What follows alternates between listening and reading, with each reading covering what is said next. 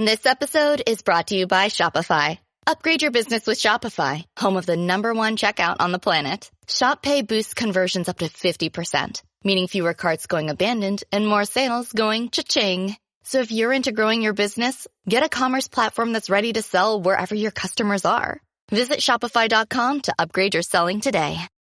This is your son? Jim. Hello. Hi, Jim. How are you? All right. Yeah. So do you always dress like this? Well, when I go out, yeah, I most normally dress like and this. How would you describe this here, Jim? Gothic. I'm into the Gothic scene.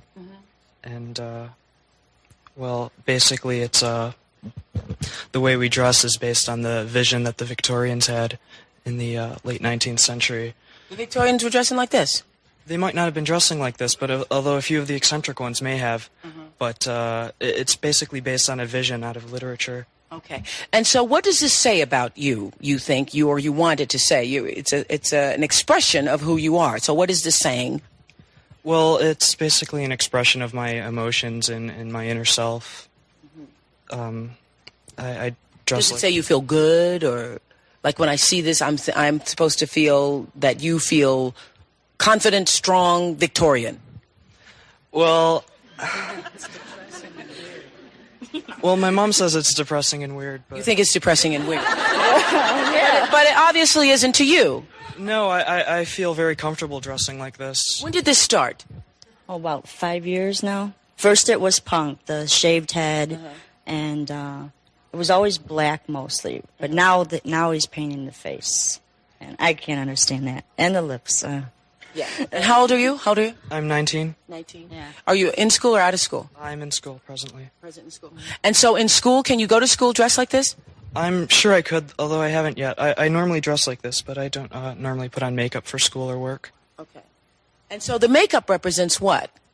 It basically, how I dress on the outside is an expression of how I feel on the inside, so the makeup really doesn't represent anything. I mean, it's just, I feel like dressing this way. And as a mom, you're frustrated because you would like him to look another way, obviously. Yeah, he's a handsome-looking guy, but like this.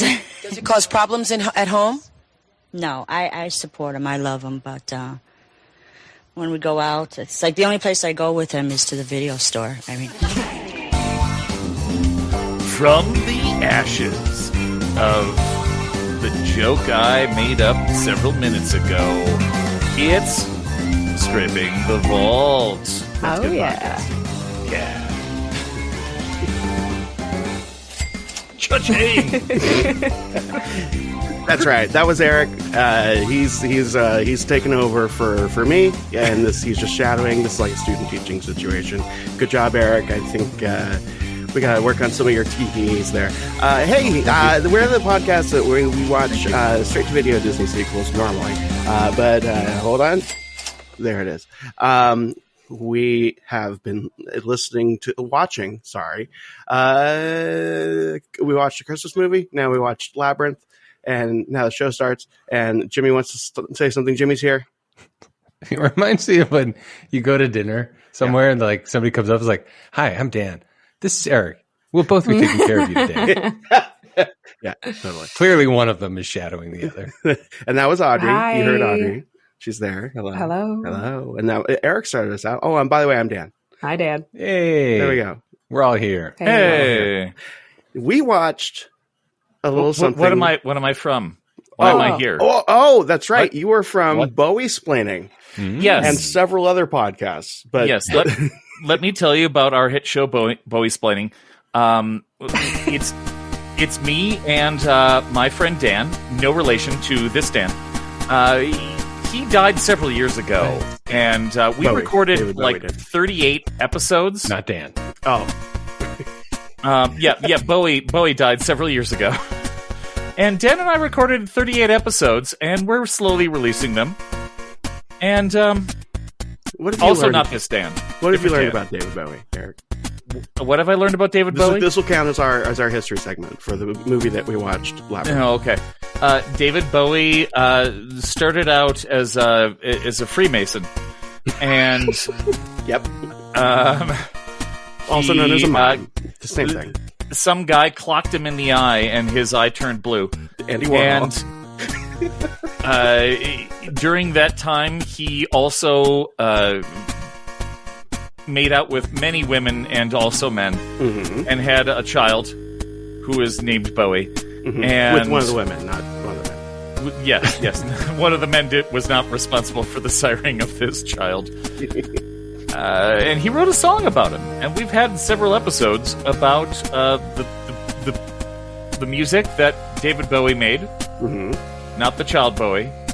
And wait, is the child named Bowie? Is it Bowie? It's no, that would be ridiculous. It's Zoe Bowie.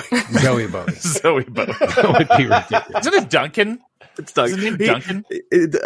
They named him Zoe Duncan Bowie, I think, or Jones rather. I don't know why, because the name's always been Bowie. Zoe Duncan Bowie Jones. Zoe Duncan Joey Bones. Bones. Bones. And here he is on this show to be with us today. What's up, He's very guys? It's me, Zoe Bowie Jonesy Bones from Louisiana. He's less quiet than we thought. Zoe Joey is also shadowing. I know a thing or two about good job. the blues, but I don't know much about the movies, which is why I'm listening in today. He's my intern. Here's your coffee, boss. I didn't know if you wanted it with sugar or some oat milk. No. Okay, no sugar. Did you want some oat milk, though? Because I ran out, so I put a little soy milk in it. No, thank you, Zoe. We do have this goat here if you care. We do have this goat here if you care for some goat milk. Hey, when are we going to start recording? Friends, and my only means of conveyance. But I guess I do spoil Now, it. is Zoe a regular on your Bowie's planning? No, Zoe is a special guest for this. I needed to bring my intern for this appearance, where I'm No also relation, interning with Dan. No relation, by the way, to Zoe. If I knew we could have interns, then I would have brought mine, but I don't have one.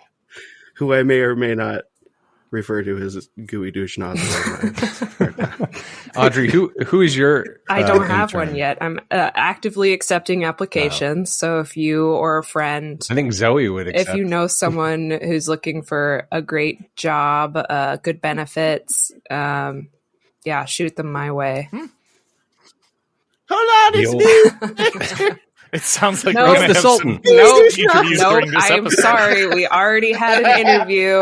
We sent you an email explaining why you didn't get the position. But I watched all your I episodes. know. I listened Yep. to all your episodes while watching my Thank you for that. Poor play Angry Sultan. Birds. Is that Sultan the Sultan or Sultan the chair dog? I'm the Saltine. From Moulin Rouge? Satine. Isn't that her name, Saltine? Satine. So anyway, we watched Labyrinth. Labyrinth. Yeah. Jimmy, you want to take over your show? Thanks for inviting me to your show. Listen, it's your show. I'll show No, myself stay. out. Bring Zoe with you. No, hang Anyway, around. If that's okay. we watched Labyrinth. We have this is Dealer's Choice season. Last month we watched Alvin and the Chipmunk Christmas special. This Very month special. we're watching Labyrinth. That was Dan's choice. Next choice, Audrey's TBD. Oh, yeah. I got to figure that out. Yep. By Then the we're way- back to straight to video Disney sequels. By the way, just to clear things up, I believe this episode is going to be released on the 20th because we forgot that we have another show to do. So, Stay tuned. Supreme Resort will be released around the 30th, and this is the 20th. Yay. Hi, welcome. Hi. It is the 20th, the Ides of January. Someone posted, we watched real quick side, someone posted something that said today is Blue Monday. It's the saddest day of the year. And I didn't know. I'm having a pretty good day. But it's not over pretty yet. good day. Could I'm all get right. sad. MLK Day. The saddest day of the year? I don't know. I don't get it. Do you know what's closed today? Hmm. On Martin Luther King Day? I live in Atlanta. This is a hint. Oh, no. The Coke factory? No. Oh, good. The Peach Thank God. Factory? The Martin Luther King Memorial is closed today. Oh, that actually makes a weird sort of sense. Right? I mean, I get that it's a government thing and government shut down, but of all things to shut down on MLK Day, that the place he's buried? Anyway, we wanted to go. Yeah. Instead, we're recording this godforsaken podcast. Buried in the Coke factory? Yeah, it's just in the bowels in the vault that has his has the Coca-Cola recipe. There's MLK. Oh. Okay. So respect. We saw Labyrinth. We watched it legally. I should add. We love the law, especially I sure did. Law. We love the law. Can I tell you what? There's a movie theater I'd mentioned in the cold open, if you will, that we went to see. Our favorite movie theater is called the Movie Tavern. It's owned by Marcus Theaters. If anybody is familiar with Marcus Theaters, the Marcus who owns it, he's a real douche nozzle. Anyway, they bring you food, not gooey douche nozzle. No relation. To be clear. Yes, but, no, you can't. Anyway, so I'm Googling where to watch Labyrinth, and it says, Amazon Prime. I go to Amazon Prime, not available. Yeah. Roku, you name it, I went everywhere. The only place I can watch Labyrinth is March 6th at the Movie Tavern. Okay. Oh, and you will, won't you? And who are you dressing up as? A giant moose knuckle. Yeah. I borrowed a DVD from my father-in-law. Thanks. And I purchased an item. Thank you, Eric's father-in-law. Yay. Internet. It wasn't a Laserdisc, Eric? No, it was not a Laserdisc. My Laserdisc player is down, which is why I had to borrow the DVD. I used a time machine and traveled back to 1900 and then watched it in theaters. 86. Yay. 86. For our listeners who are not alive when this movie came out, a Laserdisc is like a giant DVD. I feel like you almost said record, and then you switched. It's like a silver record. Silver record. So Jimmy and Audrey, you did not see this movie until recently. Until recently. In fact, I finished it mere hours ago. I watched it yesterday. I'm curious. Nice. I remember. If you don't mind me hijacking the show, Audrey, go ahead and tell us what you thought it would be. I'm not. I didn't write anything down. I didn't do my homework. Sorry, teach. But I'll tell you a little story. When Blockbuster was still a thing, I remember as a kid going there with the family to pick out a movie. And instead of helping my family pick a movie, I was standing and staring up at the TV screen, which was playing a copy of Labyrinth without sound. And I remember just catching flies, staring up at this movie screen because I was like, what the hell is this movie?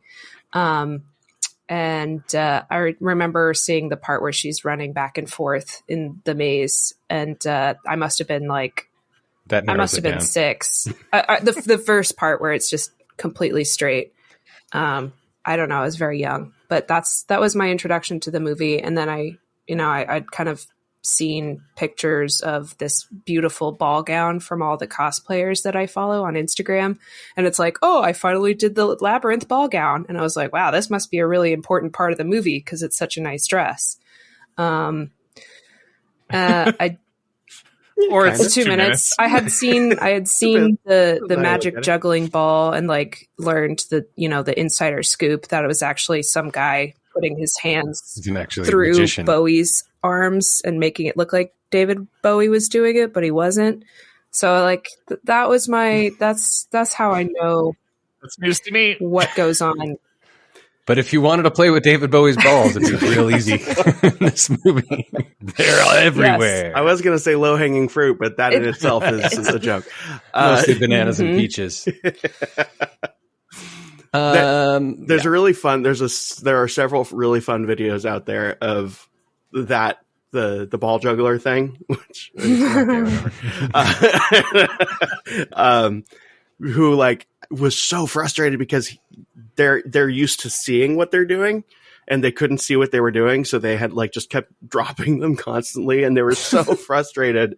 And Bowie's just like laughing the whole time. He's just like, it's like he just didn't care. He's like, that's funny. He wants to see bowls this dropping. myself. I wouldn't need you. If Jimmy- he wants to see balls dropping, just look down. That was my best David Bowie. Here's what I knew about this movie. Yeah. David Bowie's in it. Yep. That is all I knew about this movie. If you were to ask me what it was about, I would say it was very dark. There would be a lot of lasers. In dark lasers, dark caves, Okay. disco balls. There was a ton And of David glitter. Bowie. There's glitter everywhere. There's a lot So of much glitter. Did I know that Jim Henson had anything to do with it? Nope. Wow. Did I know that George Lucas had anything to do with it? Nope.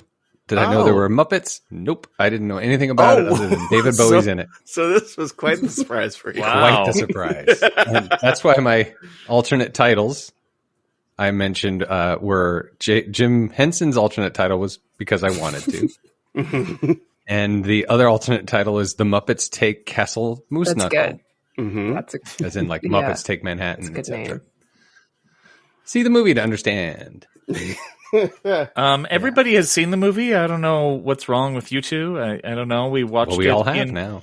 in a school assembly in middle school where we had like it was one of those days where they're like, we don't know what to do with these kids. And we all went into the gym. This has The big Muppets gym. in it, right? And we had like 4 TVs set up, daisy chained together with the VHS version of Labyrinth. That's the first Wow. time I saw Labyrinth was in like Nice. 1989. God, whoever figured out how to do that was like the AV wizard of your school, knowing what I know about how schools operate. That person was like, I don't know, get Ted on it. You know, you can do anything. It's fine. I only have to buy 1 VHS. We're good. And so Eric and Dan, you'd both seen it already, so we don't have to find out what you thought it was about. I have seen it countless times as a Bowie fan, and I have not enjoyed that. I've not liked this movie. Yeah, he has mentioned this before. As a Bowie fan, I have found it depressing in terms of like where he was with his career and all of that. I did what I usually do with this show, and I tried watching it just as a movie, and I really enjoyed it. Well, that's good. Oh. Yeah, I mean, watching it as a movie, I mean, I didn't know who David Bowie was for most of the times I watched this movie, and I've always enjoyed it. He was Jareth. Except for a few parts that I don't like so much anymore. He was the only non-Muppet besides Jennifer Connelly. My girlfriend. Yes, Oh, Major crush on Jennifer Connelly. not Jennifer. hopefully not Garner. this version. Not Jennifer Garner. No, never had a crush on Jennifer Garner. Jennifer Despite Garner. If what I you're said in that listening, I'm text. sorry. Sorry, Jen. Sorry. I personally think Jennifer Garner is more attractive than Jennifer Connelly. That's just Alias was good. I mean, but she's got the dimples. She's so cute. and she's a better actress maybe than Jennifer Connelly. Audrey, are you on Team Garner or Connolly? Team Connolly. Me too, because all I can think of is Jim Garner when I hear Jennifer Garner. Garner Jennifer Holt. Garner's Garner Holt. her That's features from are too Devil Wears Prada. they're a bit too strong That for was- me. Jennifer Connelly is a little softer. Mm, This is purely visual. okay. All right. So Jennifer Connelly, All right. you won the episode. Thanks. So for you, We finally listener, put that one to bed. Labyrinth is a 1986 musical fantasy film. It was directed by Jim Henson, hmm executive produced by George Lucas. And in terms of Bowie history, it is smack dab between 2 of his worst albums. They are so bad that fans will frequently have debates over which one is worse. So what was it about this movie that David Bowie said yes? Was it like to boost his career? Was it to salvage his career? Did he owe Jim Henson a favor. he lost a bet to Jim Henson. Well, his Yeah, or career George at Lucas. this time was actually not at its highest, but it wasn't declining yet. Creatively, he was provably out of ideas for music. But and this is part of what made.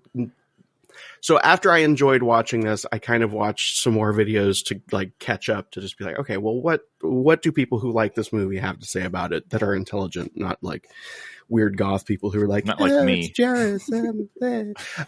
But like, Jareth is me. I think it was like it was sort of a breath of creative fresh air when he needed one, because it was like, hey, here's this thing that you wouldn't think to do. We need a pop star, specifically David Bowie. They wrote the part for him. And I think his take on it was like, yeah, let's see what this is, which is kind of fitting with how he worked creatively. Just sort of this feeling of like, I don't know, sounds like fun. Like I could do that for a couple months. Let's see what happens. Fair. And I think he appreciated the challenge of writing songs for it that were not super obvious. They were not obvious songs. That's true. No, they weren't like, Yeah. I think like Magic Dance is probably the most obvious plot based sort of song, but Yeah. you know, songs like Underground, Within You, Chilly Down, those are kind of, he was able to do more creative things with like the plot themes in the lyrics that if you dig into it, you can kind of see like, oh, here's what Bowie was thinking about this. I like that he wasn't. I mean, and it is kind of a crazy move, and it could be image killing, like if it were any other person. But for him, I guess it has that kind of element of like, I'm not going to be too precious about my image as a artist and performer, so why the hell not do a movie with Muppets? Yeah, that's actually perfectly put, to have it just be like, well, at least I'm not doing Nazi stuff this time. Oh boy. Spoilers for Oh boy. Oh. He got better after. It's fine. Yeah, at some point I want to unpack what all of the point was, if there is a point. And what we can talk about what happened in the movie, but what the hell was Jareth, and why was Jareth? Good questions. And what does any of it mean? Like, I was waiting for some kind of lesson or evolution, or this is fundamentally what this character learned, but there was nothing. Like, I did not get any arc at all, which is where I came up with Jim Henson, like interviewing Jim Henson. What was this? What was your objective of this movie? He's like, because I wanted to. Because I wanted to. I mean, ultimately, yeah, you're right. There's not a lot of growth other than Jennifer Garner. Obviously, Jennifer Garner's character. Like Sarah at the end of the movie, she comes back around to a speech that she memorized from a book that we don't know anything about. And you have no power over me. I suppose there's some growth. I mean, that's kind of a brother. She never powerful loved statement. the brother. It's like he was a burden to her. He's a toddler. And then she forgets about him for a while. Then she comes back and like, oh yeah, I have a little brother. And then she doesn't even go check on him till a little bit later. She was a teenage jerk, and and she's got a little baby brother, and she realized, oh wait, there are bigger things than me and my walking around the park in a gown reading out of a book. Was she a LARPer before she's a LARPing? Performer. That's what it felt like to me. She had like a petticoat. Has posters all over her bedroom, like Cats the musical, and so she's Cats. either in a play in high school or something. Well, There's some like escapism element. It's very escapism. That's the whole movie. But like, I think they got kind of close to something meaningful with the like trash heap people who were there to clutter her or like overload her with stuff.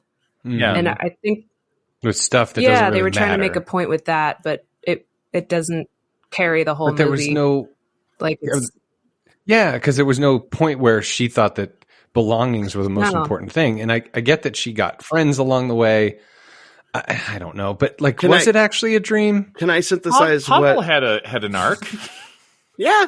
Can I synthesize what a lot of YouTube commentators have said? Hoggle. Hoddles. Hogwarts. They called him Hogwarts, by the way. Yes. According to several YouTubes that seemed intelligent that I watched, first off, it's a hero's journey story with a female protagonist, which in itself, You lost me.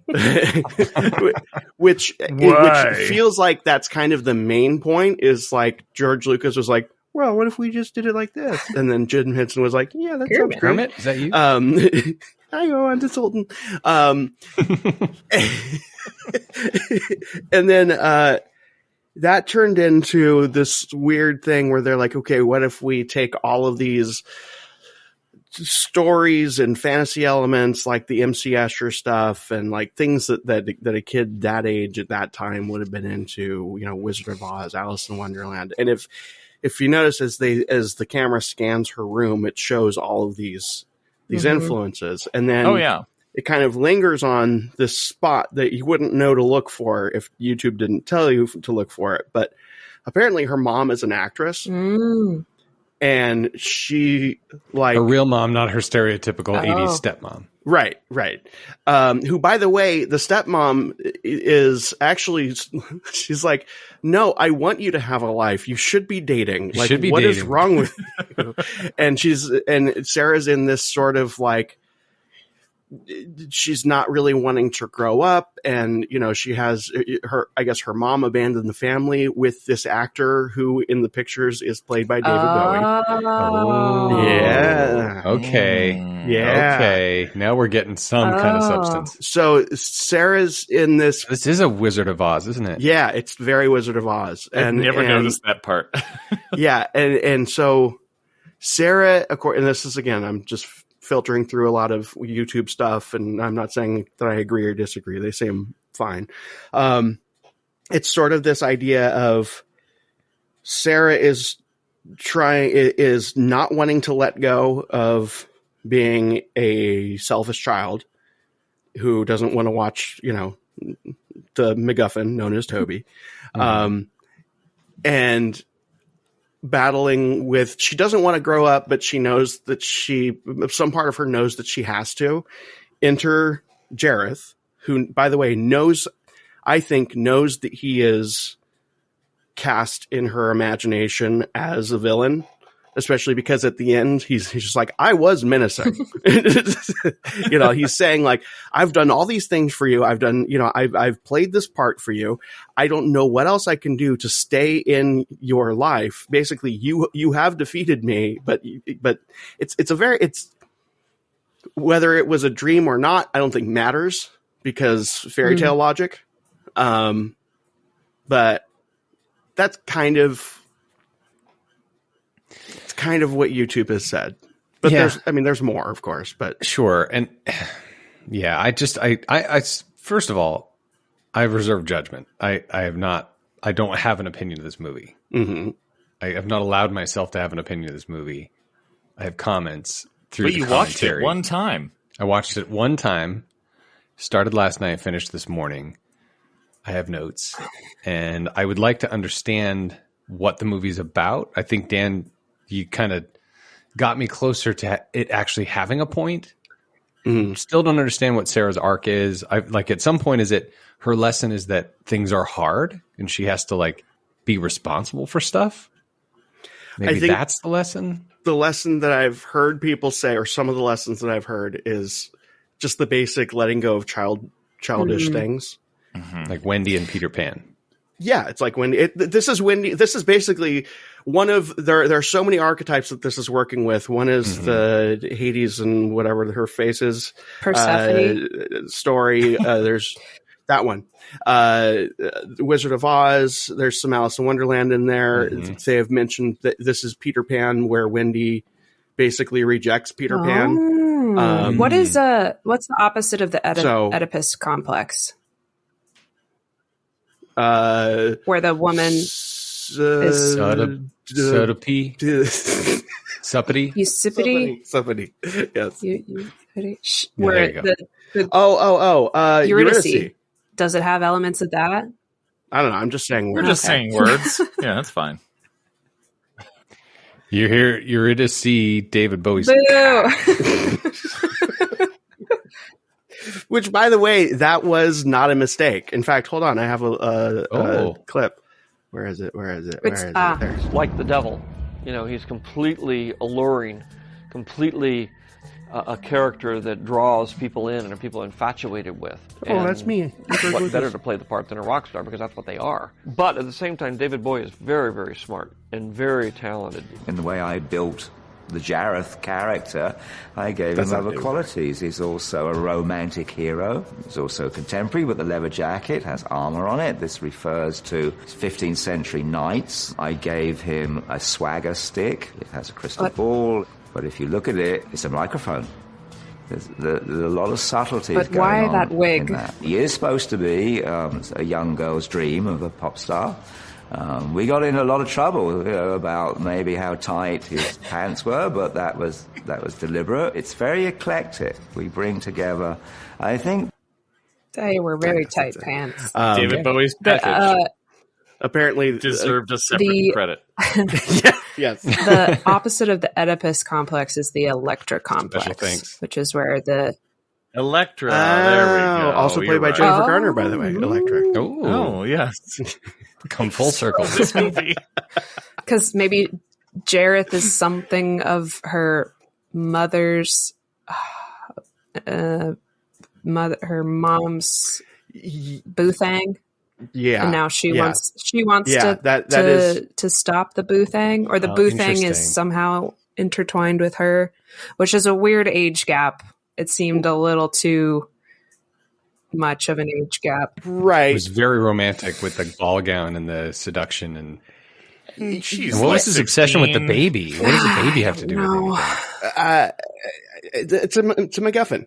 But Audrey, going back to what you were saying, that is something that some of the commenters have said, where it's like maybe Sarah is torn between this life where she's kind of tempted to follow in her mom's path to, also abandon the family because she's more interested in, dressing up and LARPing essentially, and getting lost in fantasy, as kids kind of younger than that are prone to do, because she's 16, I think. There's not a lot of like hard answers of like, this means this and this is that. It's just sort of like, it's a Rorschach test of like, what do you bring to it? So I noticed, so the time has a lot of, has a lot to do with this. I did notice going around her room, a lot of the themes in the room, like the MC Escher stairway drawing, a lot of things kind of were realized. There's a couple of nods to the Haunted Mansion in this movie. Really? I'm not saying you're wrong. I don't think it was necessarily intentional, but the clock has a 13th hour. Right. True. Yeah. And if you go back and listen to some of the gloomy, like doom and gloom, scary things are about to happen. Ding, ding, ding, ding. One of the reaction commentary people actually caught that, and I just now remembered that as well. Yeah. Okay, so let's break down what happened, and we can kind of stop and talk about some of the themes as they come. Now, first thing that struck me is this owl in the opening credits, is this primitive CGI? Yes. Or incredibly good puppetry. CGI. Yeah. This is, I think, one of the first usages of CGI. Like, there's, how, like, as the technology is developing, there's all of these. This is the first this is the first, like, little tiny micro first. This is one of those. I could see that. Now, I appreciated it. And throughout the movie, kind of forgetting it was 1986, so often I had to stop myself and think, oh, this CGI is really, oh, wait, none of this is CGI. It's all very practical. outside of the owl that kind of got me into the CGI mindset, none of this is CG. It's all practical effects, which is just amazing, magical in so many parts of this movie. It's so Henson, and so many different uses of Muppet technology for what it is. And First we'll get photorealistic CGI animal. That's what it says. Now, is the owl always supposed to be David Bowie? I think so. All right. So it opens, a white barn owl stands in a park where 16-year-old Sarah Williams, Jennifer Garner, is acting out a play accompanied by her English sheepdog, Merlin. Merlin is also the name, Lancelot is the name of the stuffed animal that she gives to Toby at the end. Again, no explanation whatsoever, other than she's like a LARPer, like you said. Yeah, she's a nerd. The town clock tower strikes 7 o'clock. We've all just acted out things in a park at night, right? So here's the first thought that I had. Basically, she's the avatar for all of us theater curtain kid nerd. Like, basically, welcome, you're listening to the podcast, all of us. Yes. So what struck me when I see this opening scene is I just assume, based on the costume and the setting, I assume this is Victorian, kind of old school. This is a flashback. That's where I go. And I'm like, they nailed the casting for young Jennifer Connelly. They nailed it. Then I remembered this was 1986, and Jennifer Connelly was, in fact, 60. I swear to God, I'm like, they could have done a little better, but they nailed Jennifer Connelly as a young girl.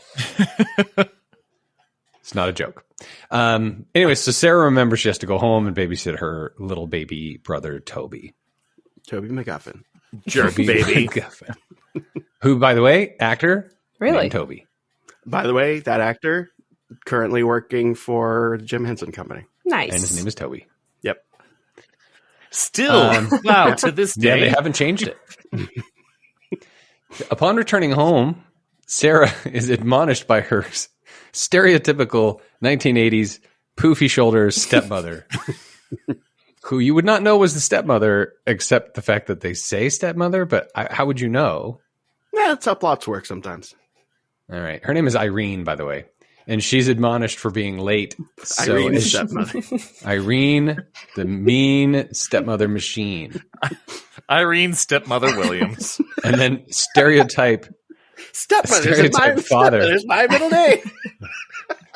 And then like Thurston Howell III's dad, like, hello, lovey. Yeah. Time to go. Just so 80s. Anyway, they're going out for the evening. To your point, Dan, the stepmom's like, hey, listen, you're around, which is why you're babysitting. You wouldn't be if you get out. Yeah, prude. Nerd. You should be dating. You're 16. And Sarah is not a likable character, at least at this point. Especially at this point.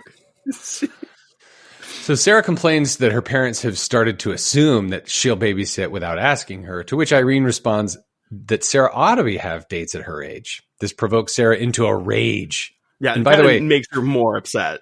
Yeah. How dare you? Yeah, and she storms upstairs into her room. Her parents ensure that Toby's safe for a very, very short period of time. And they leave Sarah, who's still sulking in her room, upon discovering that her toy bear Lancelot is missing from her room. I missed that part. Sarah storms into her brother's room and finds the bear with him. Sarah flies into a rage and wishes that someone would take her away from this awful place. Shake the baby. Lifting a distressed Toby out of his, basically, telling him a story that mirrors her own situation. She calms down, but as she leaves the room, Toby continues to cry, and she says, I wish the goblins would come and take you away right now. Now, this is where there's little flashes to goblins. I love the little room of goblins where they're like, that's not the spell. Before we get into this, I just want to point out, I was talking about Bowie kind of like using his songs to have like his own reflection of the plot. So right before the scene with the stepmother, we hear his song Underground. The lyrics are, no one can blame you for walking away. But too much rejection, no love, injection, nothing. Life can be easy. It's not always swell. He doesn't say it's not always fair, by the way. Don't tell me truth hurts, little girl, because it hurts like hell. And then that's when the stepmother says, "You should be dating." So she finally gets the spell right. She leaves the room, and immediately Toby stops crying. She goes back in, and Toby's gone. The next thing I observed is, what is it? What do they call it when you record dialogue after the fact? ADR. This movie was like 90% ADR. Well, I don't know that I disagree. I just never caught that. Considering it's like Muppets, of course. I think the Muppets were real time. I think most of Jennifer Connelly's dialogue was ADR. That would make sense because there was probably a lot of technical stuff happening in the room. mid 80s that tracks. Like it could also be, to be fair, that my very legitimate, fully sanctioned by the MPAA copy of this movie could have just been old. I don't know. But maybe watch the first. Go back and watch the first 10 minutes and tell me if I'm wrong. Yeah, right now. Yeah, I think you're right. Thank you. And while you do that, we're going to take a little break. Listening to the commercials. That's, you know how this works. Goodbye. For over 50 years, Burlington's legacy has been great deals on coats for all weather conditions. So before you're caught unprepared for the winter weather, head to Burlington for name brands, quality items, and surprising fits for every family member. Stock up on coats, sweaters, and accessories before the cold hits, so you can finally stop avoiding the elements and start living comfortably. Warm up at your nearest Burlington location less than 1 mile away. Burlington. Deals, brands, wow. And we're actually back now. See, I was right. Back. Mostly ADR. And this scene also introduces some horror elements, which is kind of fun. If you're, she should be dating. We get it, Dan. No, when Toby McGuffin is gone, and there's like little creatures running around through the room. Oh, it's scary and it's dark. And you said horror. Horror. Got it. I think I was. It's my Canadian. So accent. Toby disappears. I was pretty excited when I saw the goblins for the first time because they were all so lifelike. Mm-hmm. I don't know. Practical effects are my favorite. 10 out of 10.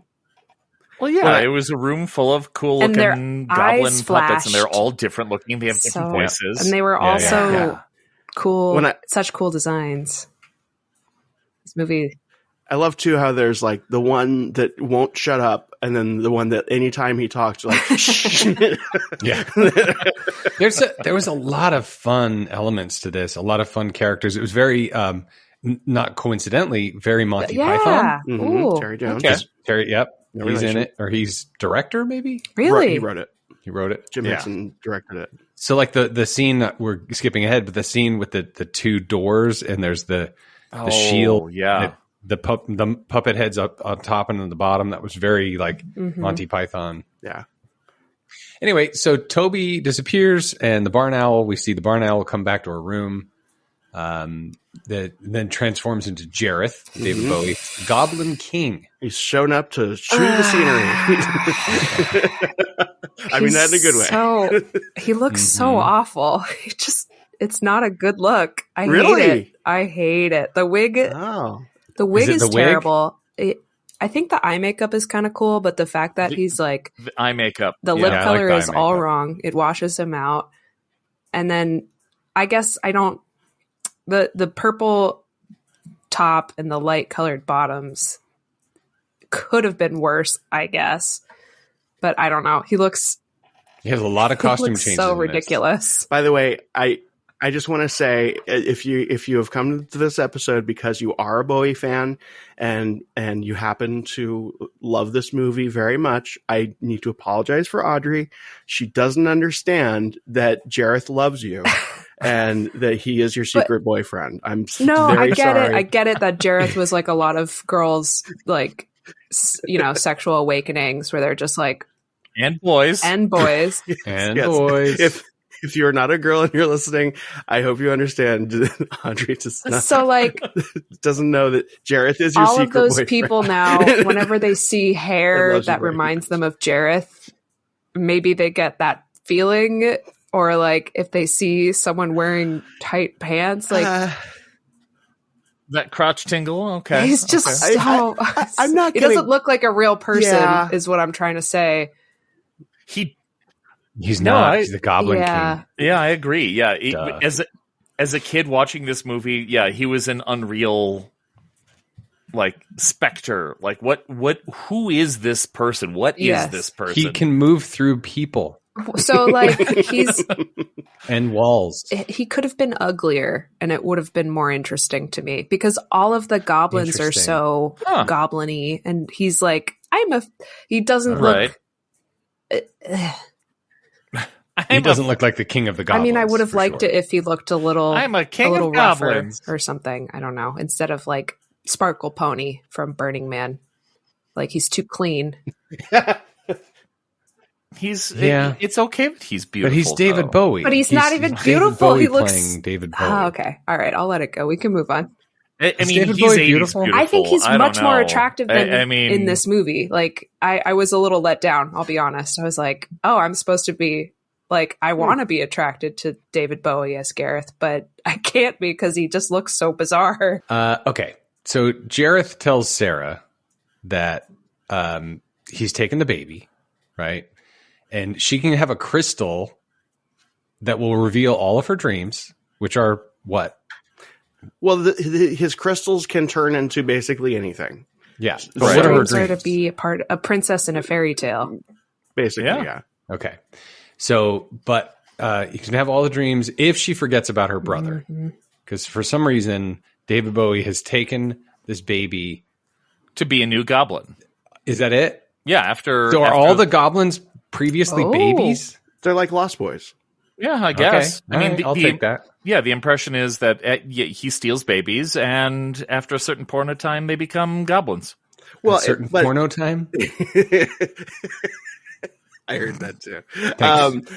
I think what's missing in that is that all of this is only happening because she wants the baby to be taken away by the Goblin King. Because he's annoying. She wants her own life. Doesn't want to have to deal with the baby. So this fictional, this whatever thing that she's either read or made up or whatever, she's doing that thing that a kid probably it would be age appropriate if she was like, I don't know, 10 or 10 to 14, not 16, but she's kind of stunted, and that's part of the point.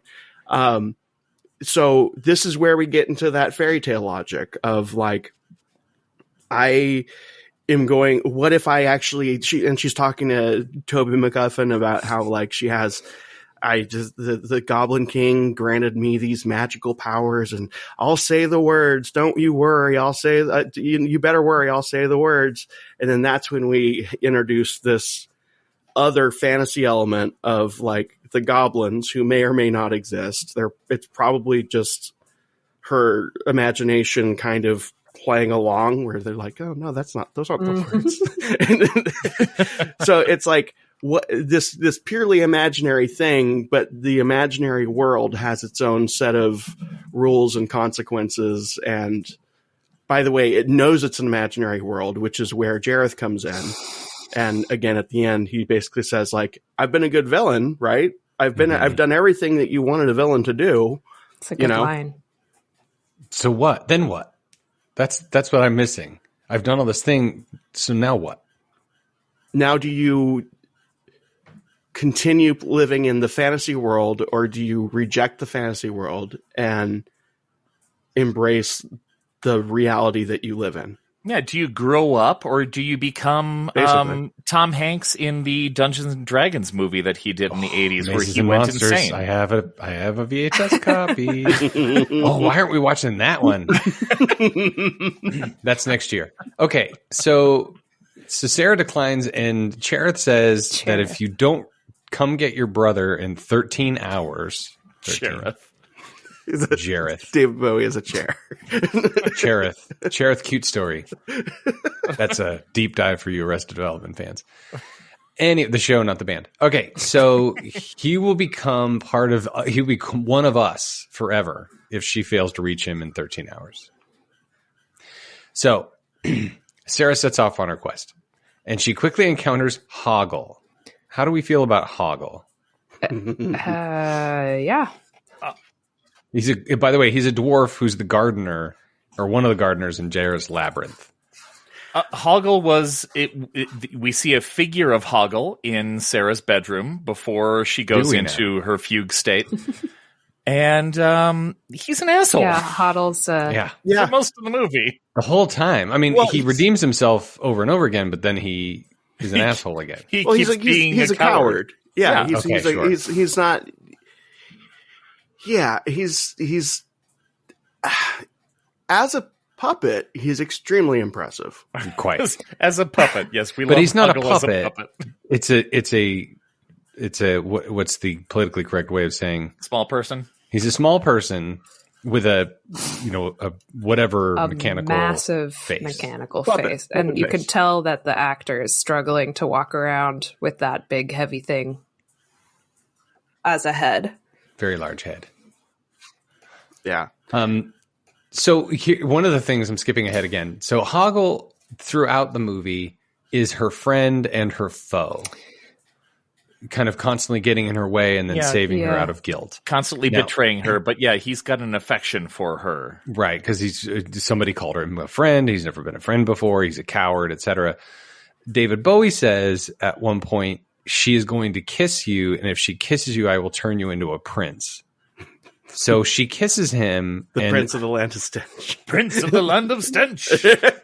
Can we be happy that he didn't get turned into a prince? Like, he's just threatening to throw him into the bog. Yeah, that's all that is. It's a joke. It's a joke. Prince of the Land of Stench. Okay, yeah. You lost me at Prince. Anyway, yeah.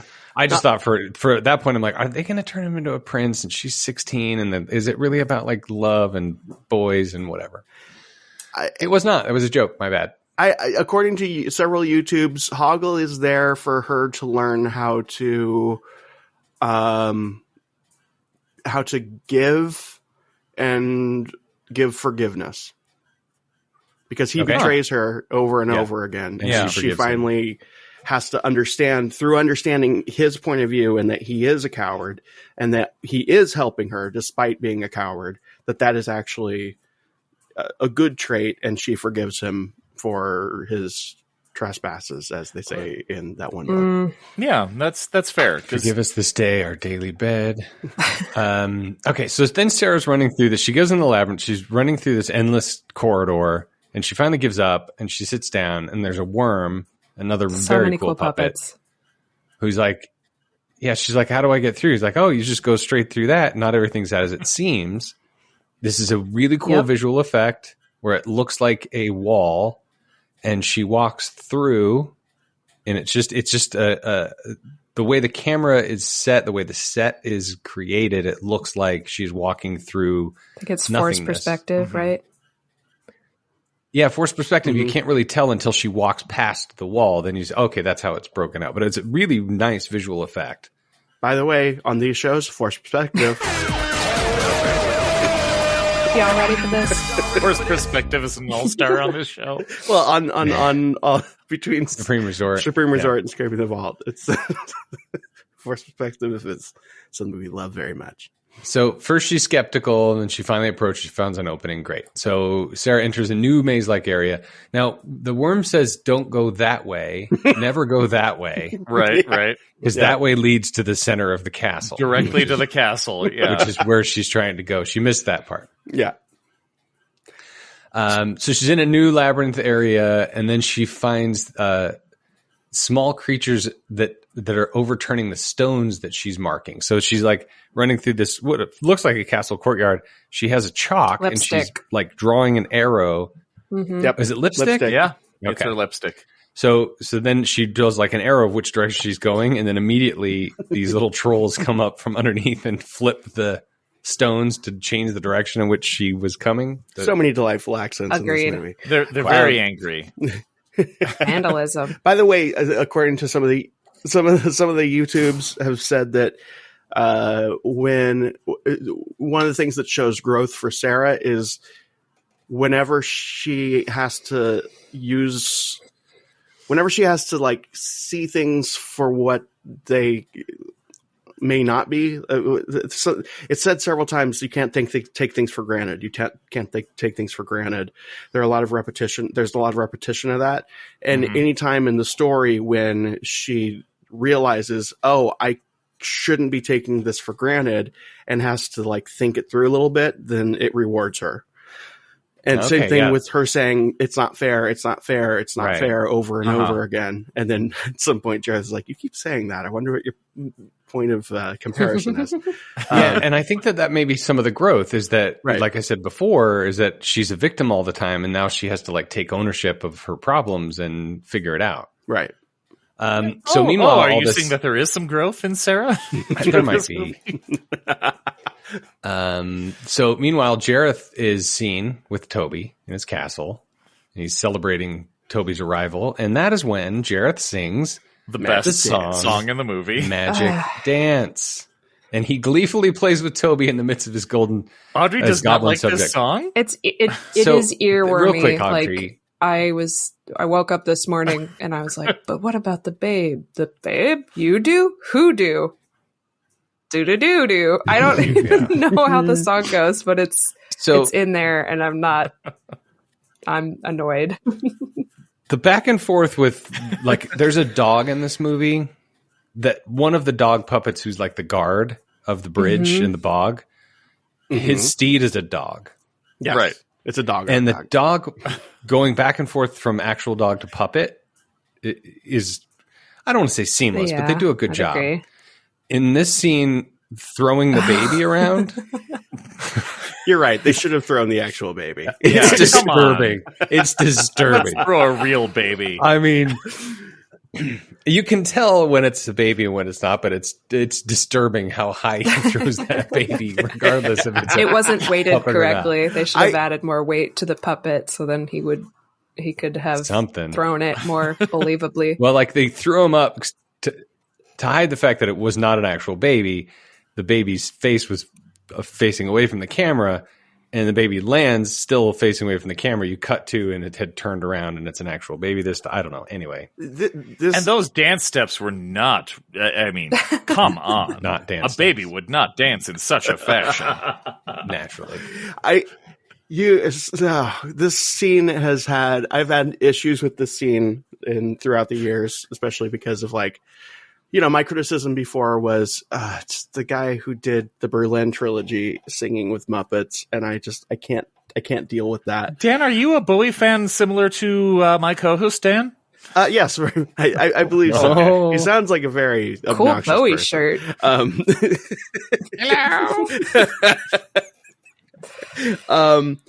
I thought it was a shirt about the knife. It's about Bowie, Maryland, actually.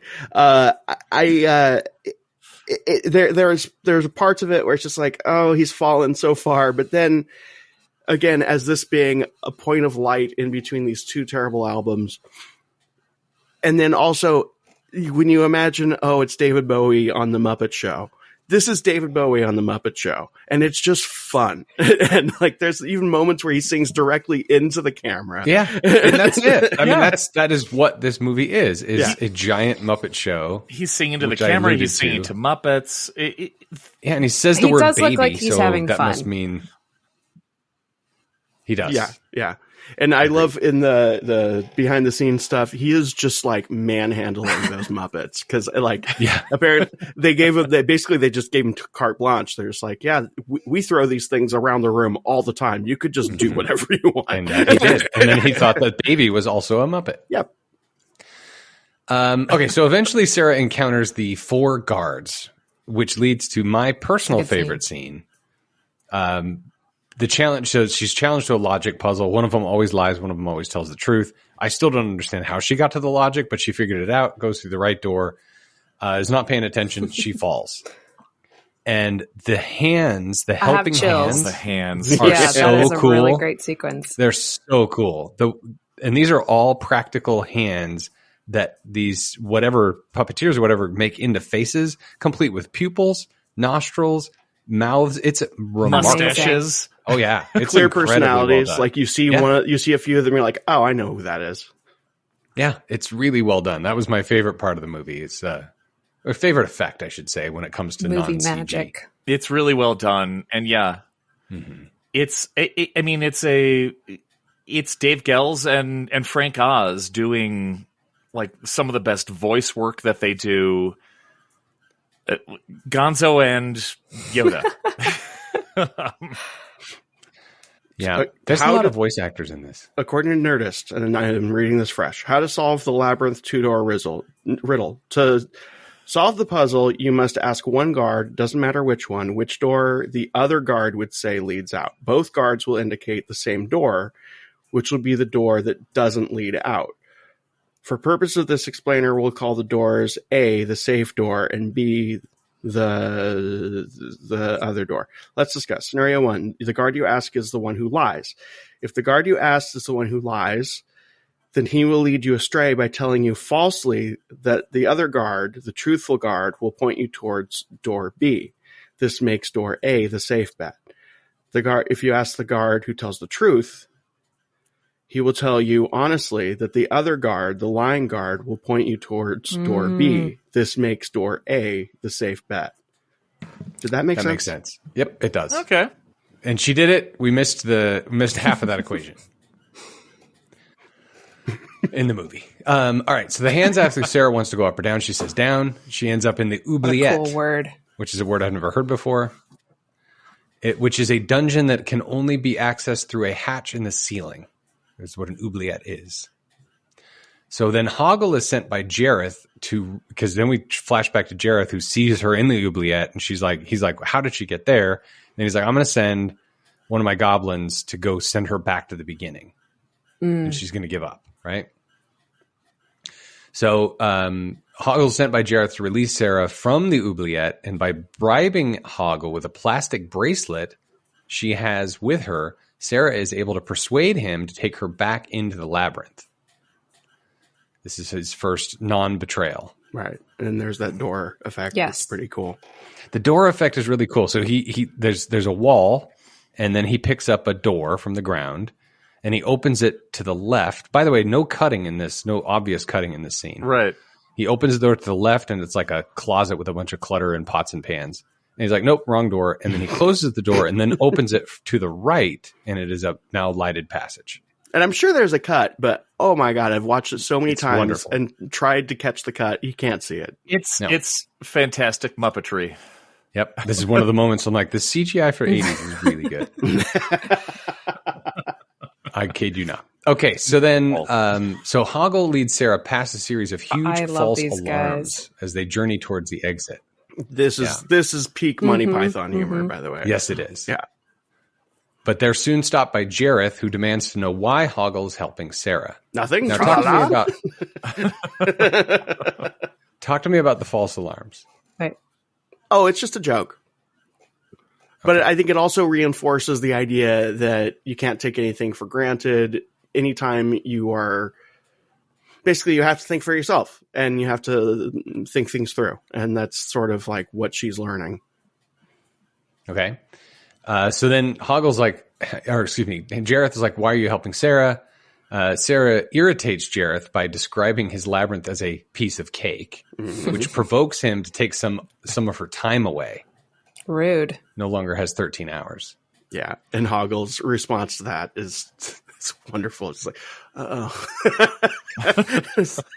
You idiot.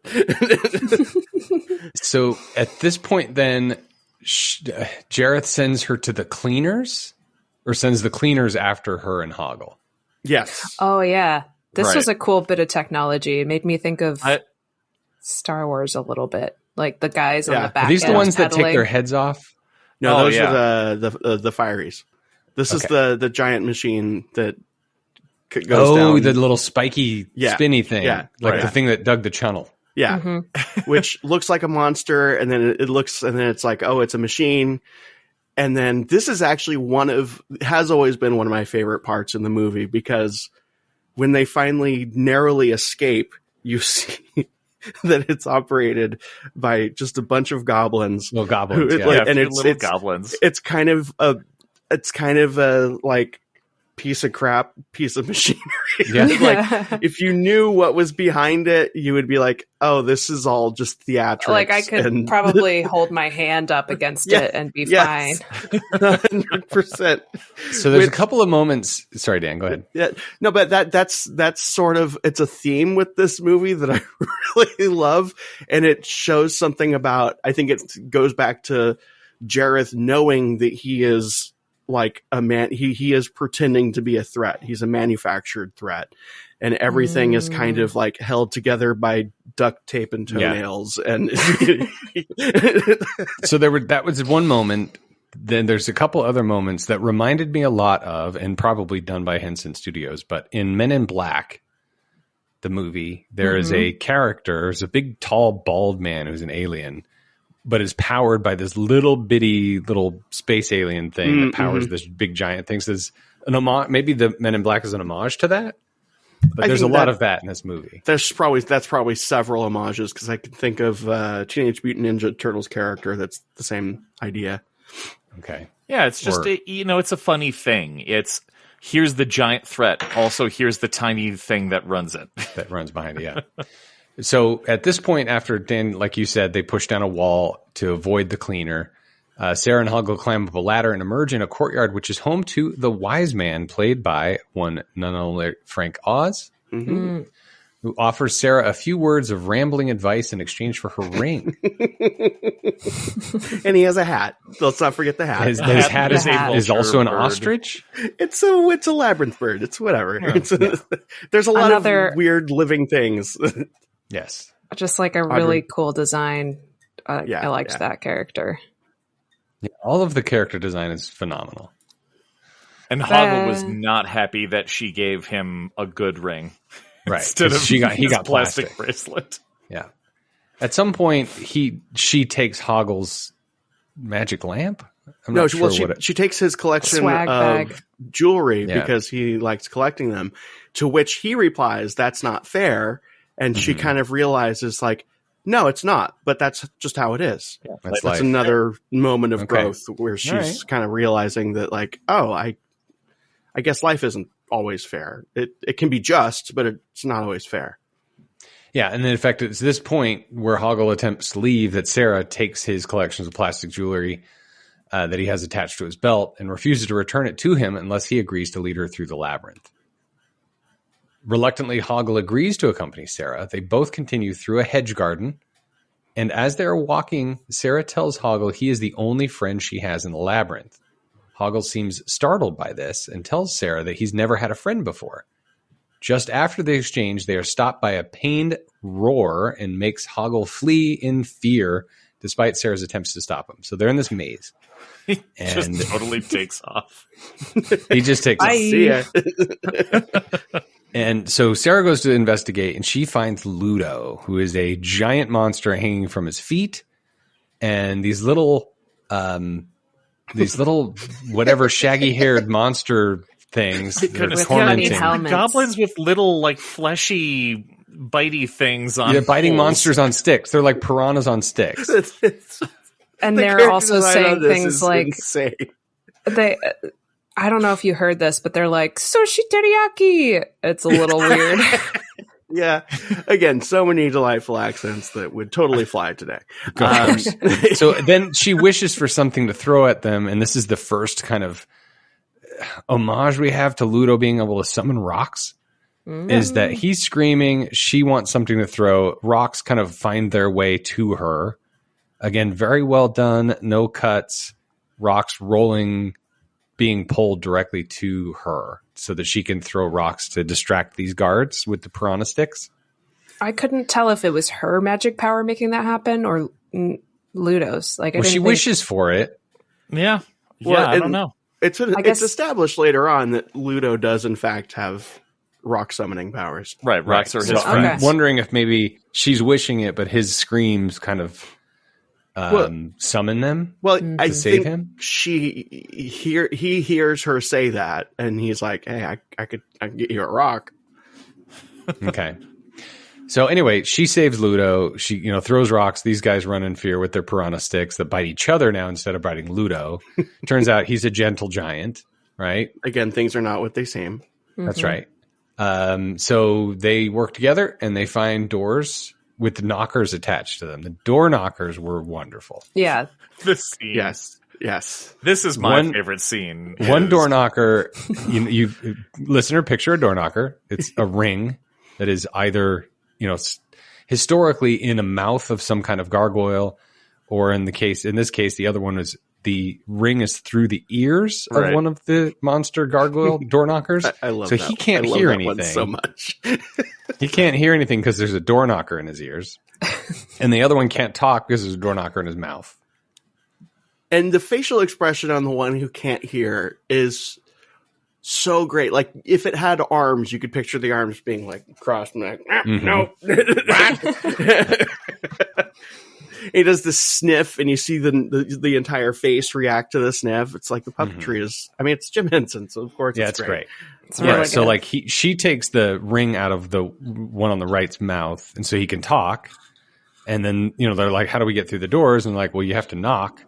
And so she forces the ring back into the mouth of the door knocker thing by plugging his nose. Right, so that he has to breathe. take a breath, and she can jam it back in. Sorry, that's a truck driving by. I was going to say, is somebody flushing? Audrey's in the bathroom recording. I was going to say a little preview for the bog of whatever smells and the fart noises. It's freshly cleaned, in fact. Okay, so Sarah and Ludo pass through one of the doors into a dimly lit forest. Soon after they enter, Ludo vanishes, falls down a pit or something, and Sarah's left to go through the forest alone. Mm-hmm. And ROUS is... Yeah, there's a little Princess Bride-ish stuff in this, isn't there? Yeah, that's fair, yeah. Meanwhile... a lot of that stuff was happening in movies at this time. So yeah, in the 80s. Everybody liked Pits of Despair. Meanwhile, Hoggle runs into Jareth, which is where I wrote Bowie Moose Knuckle. We've talked about that plenty. Who orders him to give a peach to Sarah. This is peak Bowie crotch scene, by the way. That's why I wrote that note there. Yeah, it's about his. I think Boggle was at his crotch at one point. Well, that was in the previous scene. That's where we have our image for the show from. Okay. So this is the Wicked Queen poison apple, right? Yeah. Mm-hmm. Also for the Persephone thing, it's the pomegranate. Mm-hmm. Sure. Yeah. So when Hoggle asks if the peach will harm Sarah, Jareth taunts him and ridicules the idea that Sarah could consider a repulsive little scab such as him a friend. And in parting, he tells Hoggle that he will make him prince if Sarah should ever kiss him, derisively adding that Hoggle would be made nothing less than Prince of the Land of Stench, which is what you guys had said just prior to leaving the Land of Stench. He is so tickled by himself when he says that. It's great. Which brings us to my least favorite scene in Yeah. the movie, which is the Fireys. I hated this scene. This was so bad. It was much. When I mentioned all the great puppet design and CGI, this was the worst. Green screen. Awful. You can see a black outline around Sarah. It is so bad. Not a good song. All of those characters are extremely irritating. What are they doing there? Yep. They're just I used there to love this distract scene, her? but yeah, like the song is a mess. It's just a mess. I think They could have cut the whole thing. I agree. I don't love the scene, but just for funsies, YouTube commentary has sort of centered around the idea that they're sort of like they present like a psychoanalysis of like, well, if you just reject all responsibility and just have fun and just have this party, then you like, yeah, you're having constant fun, but you are literally falling apart. Whatever. Okay. I'm not saying I agree. Or They're not. surprised It's that her just head doesn't come off and that she can't do the things. Yes. Yeah.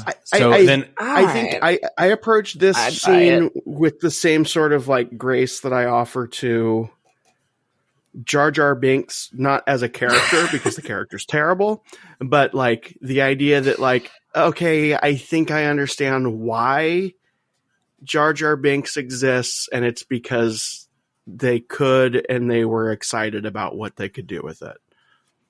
And that's it. Okay. Yeah. So they're weird creatures that can take off their heads. After a while, she gets frustrated and throws all their heads and then runs away. Yeah. And they're following after her. How come we can't take off your head? And then Hoggle, drops a rope. She climbs out to safety. Hogwarts. Hobart.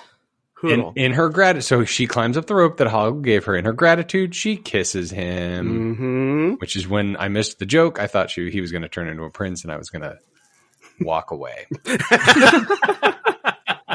Audrey, did you have more to say about the things? The Fireys? I hated them. No, that's it. That's all I wanted to say. Okay. That was a bad scene, and I was angry, and that was my least favorite scene. And to be fair, it's not green screen. It's an entirely black set, which maybe should have been green screen. Yeah, that was the style of the time. Yeah. Anyway, so immediately after she kisses them, they fall down a trapdoor, and they are then at the edge of the bog of eternal stench. This was a pretty great set. Which features anuses. Dan, this is farting where lakes. You're going to need to pull out your YouTube meaning, because it was a pond of farting buttholes. Yeah. Yes, that's exactly what it was. That's it. That's it. And then Ludo calls some stones so she can walk across safely. Every time they step on a stone, there's a fart. Yeah. I believe, I feel like this. Yeah, no, I feel like the Bog of Eternal Stench is sort of a reminder that we are watching a Muppet thing where it's just like, it's just silly. Like that, just that being the main threat in itself is ridiculous, but it's also the kind of threat that like a stunted teenage mind would come up with, right? Yeah, that if your foot touches it, you'll smell forever. Right. Even a little part of you. So they find their way. They see a bridge, and they're stopped from the bridge by Sir Didymus. Audrey, were you going to say something? No. Okay. Just that the Fireys looked stupid. No, we're still on the Fireys. Okay. Are we on a delay? She's on a 4-minute delay. No, I think it's just that they look that stupid. Yeah. Yeah. So Sir Didymus, who's a small fox terrier. Okay. He's a knight, and his duty is to defend the bridge. One of my favorite things is that nobody can cross without his permission. Permission is granted. So they have this whole like fight and yada yada, and then finally she's like, "Can we have permission?" He's like, "Sure." So the bridge breaks, of course, and he says, "Oh, it's thousands of years old. It holds up just fine." He taps it, and it collapses. Which is when Ludo uses his rock summoning powers, which reminded me of Frozen. The Frozen trolls. I thought they were going to become trolls. Oh, anyway, cool. Yeah. I've always been confused. Like, there's still a small amount of stink water on those rocks. Thank you. Yep. I thought the same thing. It's like it just came out of the water. A foot's going to touch that. There's some bog water on there, but it's okay because your shoes are smell proof as long as it's on the bottom of the shoe. Good point. Maybe he can take off his feet like the Fireys can take off their heads. I don't know. Checkmate. Movie enthusiasts. So I also love that Ludo throughout this entire scene is just smell. He was cute. I like Ludo. I like Ludo too. I wish they climbed on his back and he like jumped around. Made a lot faster. Yeah, I wanted her to ride him like a beast of burden. Sure, yeah, like a Appa, but not Appa. From Avatar: The Last Airbender. The TV show, not the movie. Anyway, if you haven't seen it, you should watch. Not that movie. Cameron. Yeah, but there's also a really delightful clip of Prince Charles and Lady Di before the accident meeting Ludo. Too soon. And like the actual figure of Ludo, and it's like fully animated, and wow, and they both have this look of like, what the hell is this? Rightly so. Yeah. Was there a person inside that costume, or was it a puppet? Probably There was a people person, inside and of then there were. I think so. Do you know the Muppet Sweetums? Yeah. It's like a giant Sweetums. Got it. That's what I thought, and because Sweetums is in the Muppet Vision 3D. Mm-hmm. Talk about too soon. Unless you're at Hollywood Studios, I was going to say it's still there. I know. Sometimes not there. Sometimes just off screen. Yeah, well, sometimes anyway, that shift just they call out. That's right. This is what brings me to my second or tied for least favorite section of the film: Jareth and Sarah dancing at the ball. Very awkward. It's very weird. Yeah. She's 16. Yep. Yeah. So leading up to this, let me get there. So together, Sarah, Hoggle, Ludo, and Sir Didymus on his sheepdog Mount Ambrosius move forward, entering an enchanted forest. Worn out by exhaustion and hunger, Sarah is delighted when Hoggle offers her a peach. Jareth ordered him to give her it. Remember that? Sarah takes a bite, but the peach is poison and she falls unconscious while Hoggle, racked by guilt and betrayal, he runs away.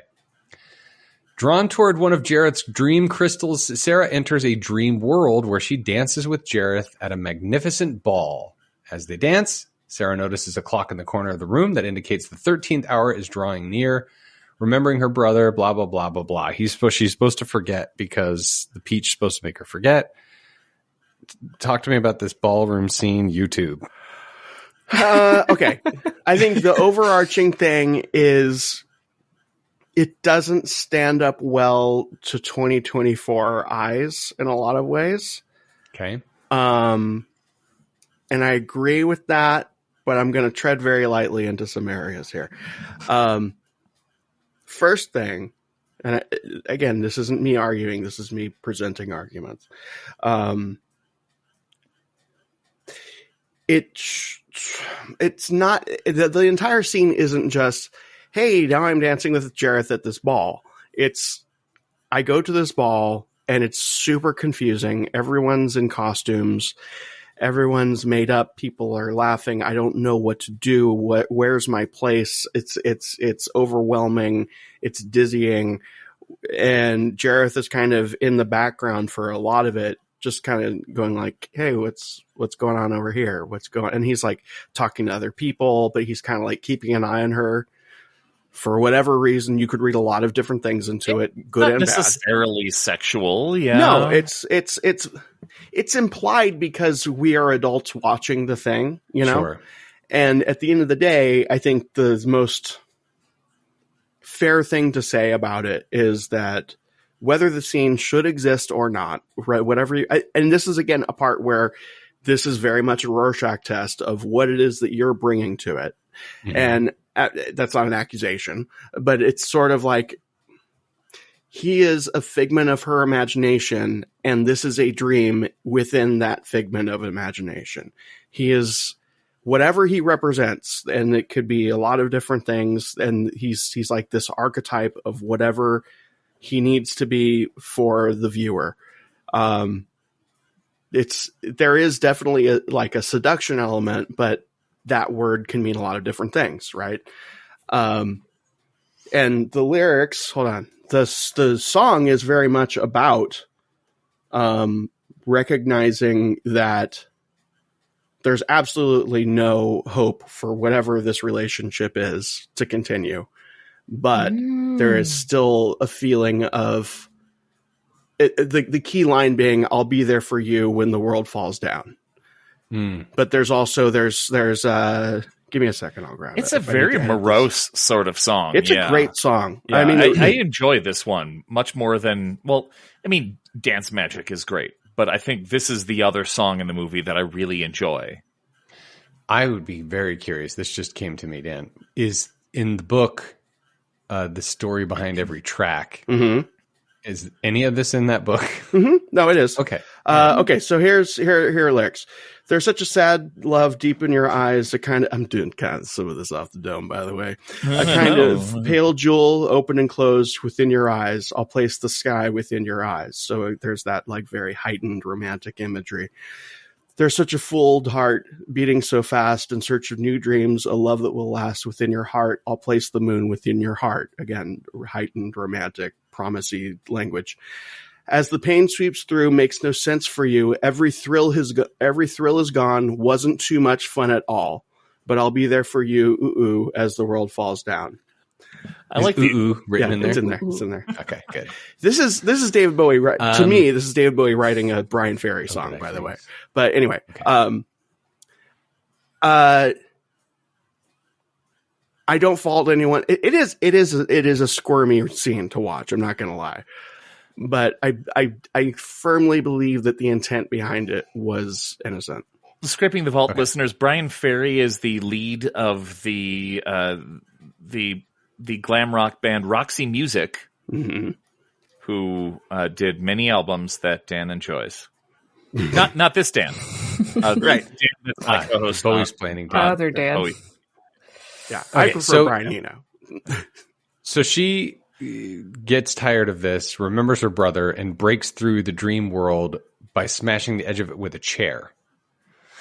She falls, landing into a vast junkyard. Mound of possessions piled on her back. There's an old lady, the junk lady. These are and really the junk cool lady takes Sarah characters too. Yeah, quite. I love this character. Yes, very cool character. She brings Sarah to an exact replica of her bedroom. And the sort of like desolate environment around all the characters. It's cool. It's really cool. Yeah. It reminds me of Hell from Hellraiser 2 in a sense. Didn't see it. Yeah, don't watch it. So while Sarah's initially convinced, it was all a dream, I'm back home, she's there. She eventually remembers that she has to save Toby and escapes the room as it collapses around her. Well, as she rejects, and I think that this scene also kind of confirms by negation that this story is not a dream, because if it was a dream, she wouldn't have said. They wouldn't have had that moment where it's just like, it's all a dream.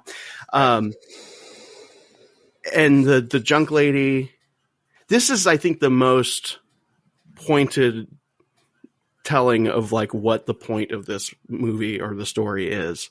Because the junk lady is just like, oh no, you can just stay here with all your toys and look at this and look at this. And then she starts piling junk on top of her, just like all the other junk people. All of her toys. Oh, you love Mr. Yeah. You love Charlie Mr. So-and-so. Bear. Oh, you love so this one. Perhaps the most poignant part of the arc. This is all junk. None of it matters. But remember this, forget about this other thing. Remember all these things that are really important to you. But I didn't understand why. Well, she's trying to, I think it's just it's another obstacle on accepting adulthood. Yeah. Yeah. It's like, look at all these things that can literally weigh you down. And like Lancelot the bear, who she ends up giving to Toby in the end, it's her way of moving on. Yeah, she doesn't need all this stuff. Right. And I mean, really, that's what's important are the relationships. None of us do need the stuff. Yep. 100%. Right. And I also think that, in fairness to the previous scene, the item that she is handed that she destroys first is the music box that has the When the World Falls Down music playing in it. Like she is rejecting that it's almost like that first scene, which again, cringy, creepy. Hi, I'm Rick. I'm Chris Hansen, all that stuff. But like, there is that, and it goes right up to the edge of that, and it's almost like this is the like the absolute rejection of where that could have gone. The straw that breaks the camel's back. Yeah, yeah. In a way. Yeah. Okay. So at this point, everything, all the sort of official dream of her dream is collapsed all around her. Her room's gone. And then Sarah finds Ludo and Sir Didymus.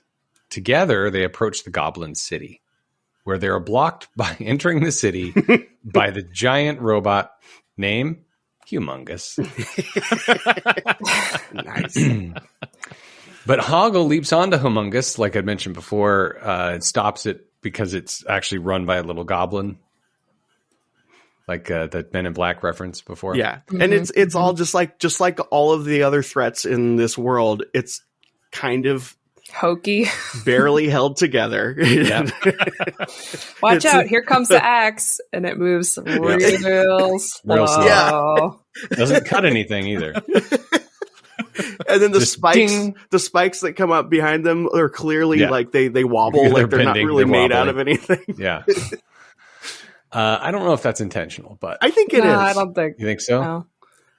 Yeah. I think it fits. I think it fits with the theme of like everything being kind of just dumb and not really a threat, and like it's all just dream statey. Yeah, it's a kid playing with her toys, you know. Yeah, that's So kind of it. Hoggle jumps down, stops the troll that's inside the brain of Humongous, and Sarah again forgives Hoggle for the Peach incident. Another forgiveness once again. after betrayal. Yeah. Oh, that's right. You keep betraying me. Okay.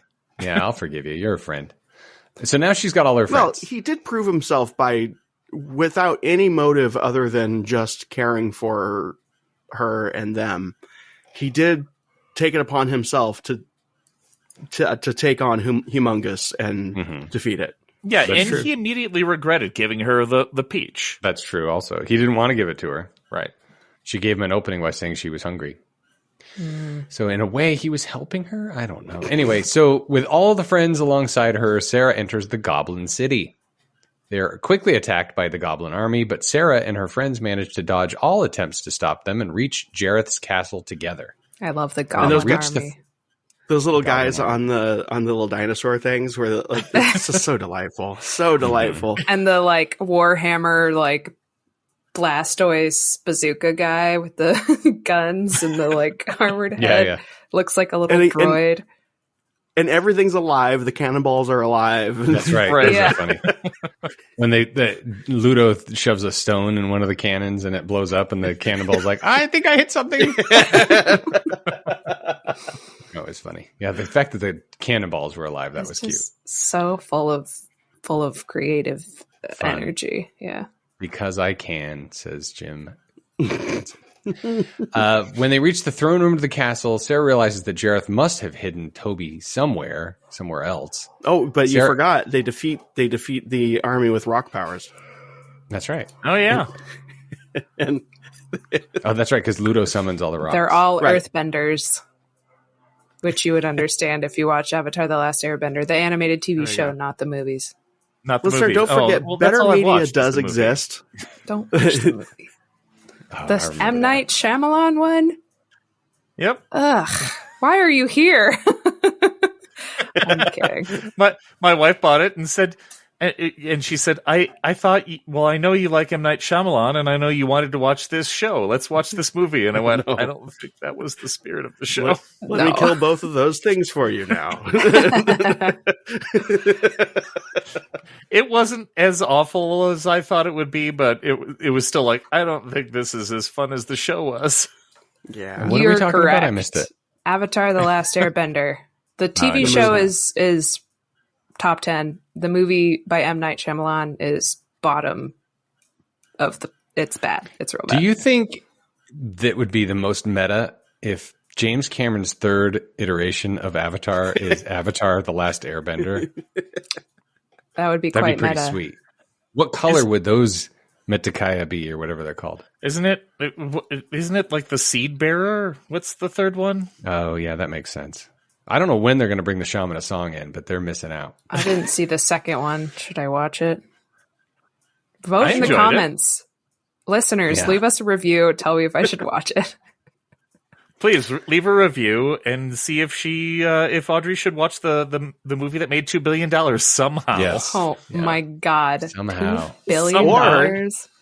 If she $2 could billion. if she should call 856 Our Ears and book a vacation to Walt Disney to World, Walt Disney where World. she could fly on the mighty Ikran through the world of Avatar: The Last Airbender. Or like we like to Mighty do, go to Ikran. downtown Disney in Anaheim, go to the Pandora store, walk in and ask where the ride is.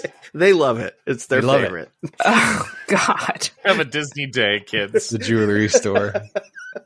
All right, so Oh, so at this gosh, point, that was- Sarah, That was years ago. what's that? You going to downtown Disney and asking about Pandora.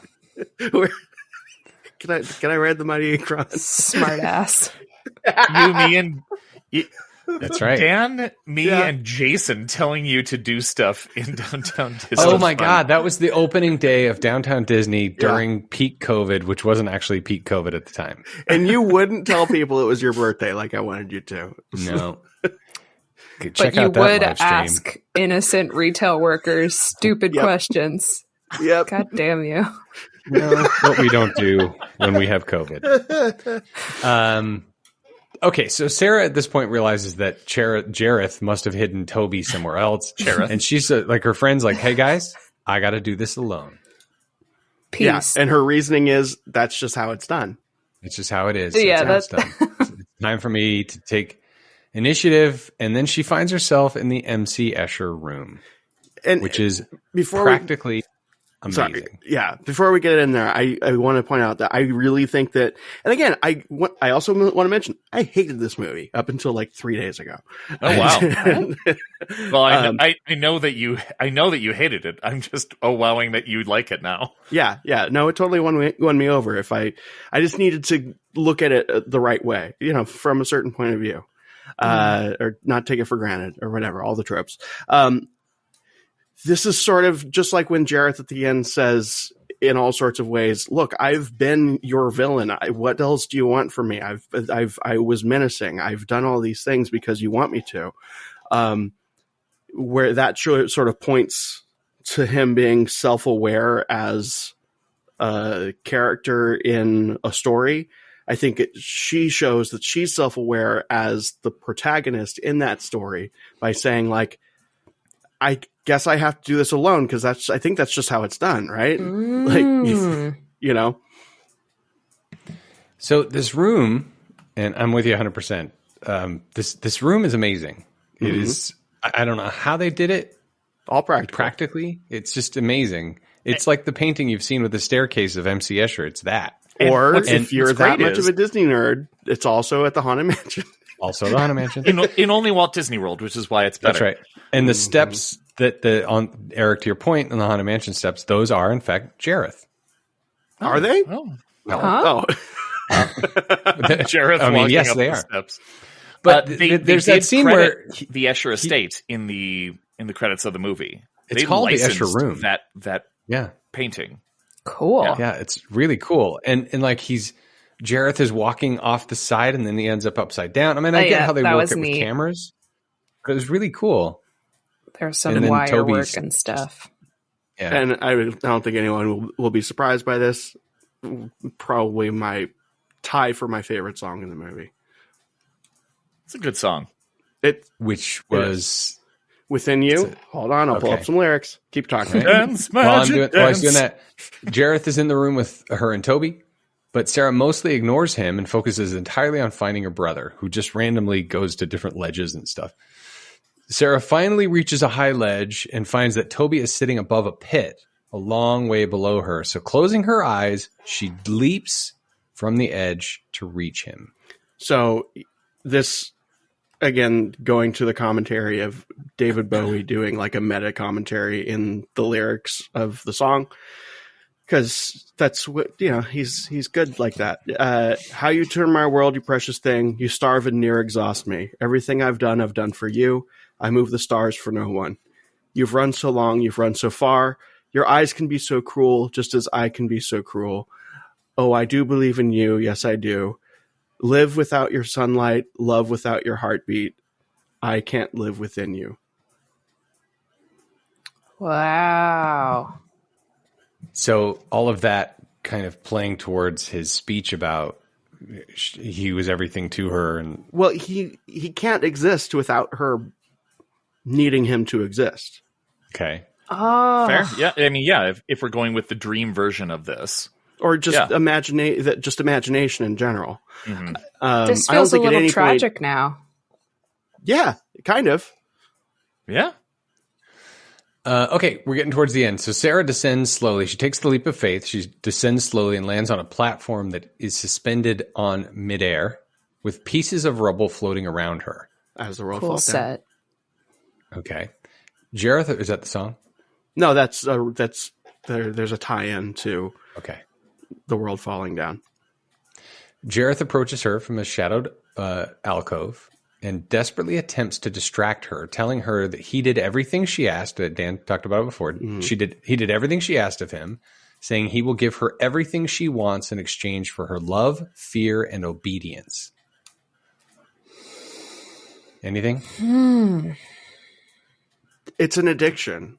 I mean, I'm not saying that he is an analogy for addiction necessarily, or that she is an addict, but that's basically, I mean, if you think about someone who is stuck in a place, or if you've ever been stuck in a place, there's that feeling of it.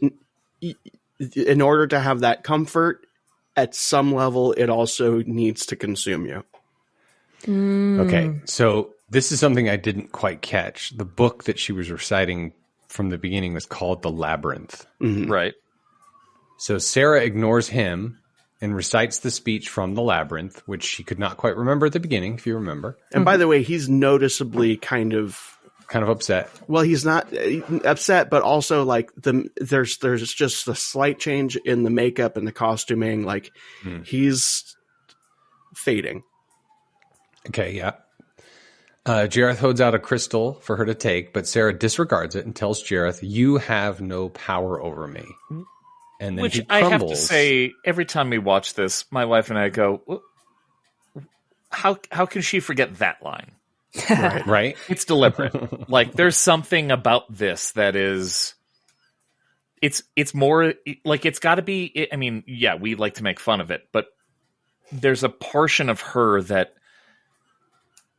doesn't want to give up that, doesn't want to take that power to herself. Right. She's fine giving that power to her addiction, like you're saying, Dan. Like, how do you forget you have no power over me? Like, that's the easiest line. So one of the lines that'll come back as she goes out on her own, because that's just how it's supposed to go. Her friends repeat the line, "Should you ever? Should you ever need us? Yeah. Should you ever need us?" Right. So after she says, "You have no power over me," Jareth crumbles before Sarah's eyes. Which, by the way, I have found, or there exists an alternate version. I think it's the original version of this scene.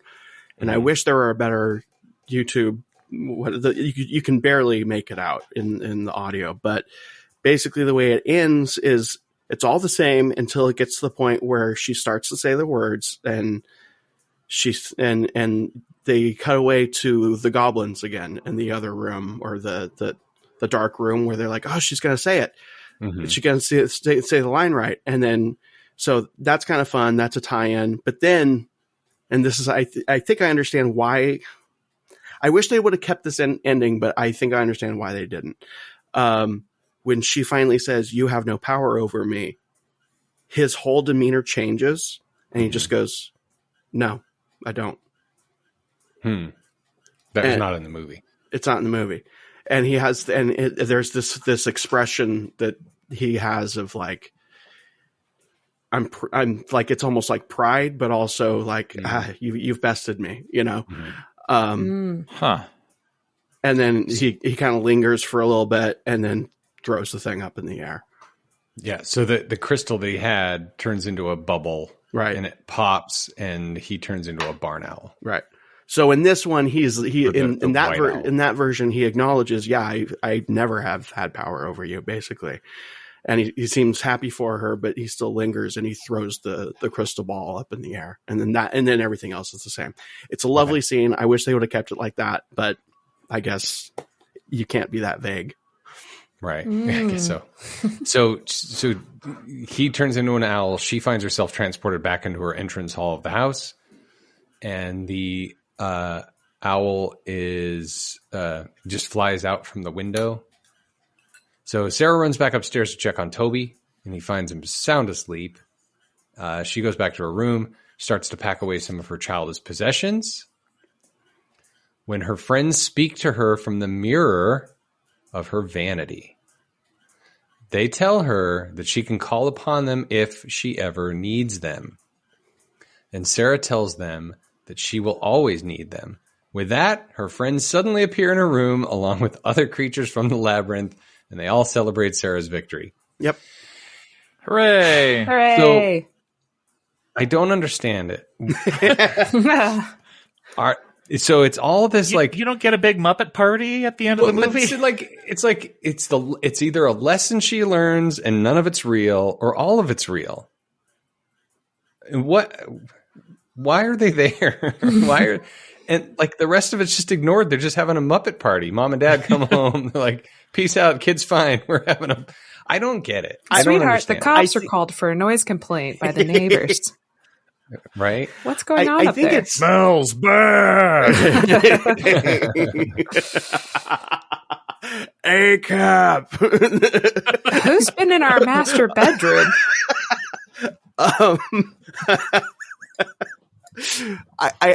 I also struggled with this a little bit until I stopped resisting that this movie is actually delightful. I think it's the whole "should you ever need us" thing is okay. Yeah, you grow up and you learn to not be controlled by your childhood stuff and not to be weighed down by it, but you still sometimes need a little bit of that, you know? Okay. It's not, no, I can't ever play or ever have imagination or ever have like whatever this world represents. It's that I have taken control over it. It has no power over me. I have power over it, and I can choose to engage with it when I want to. Okay. So to finish off, Jareth the owl at the window flies away, and in a very sort of what I saw as proto-Batman, flies into the moon. And then the end.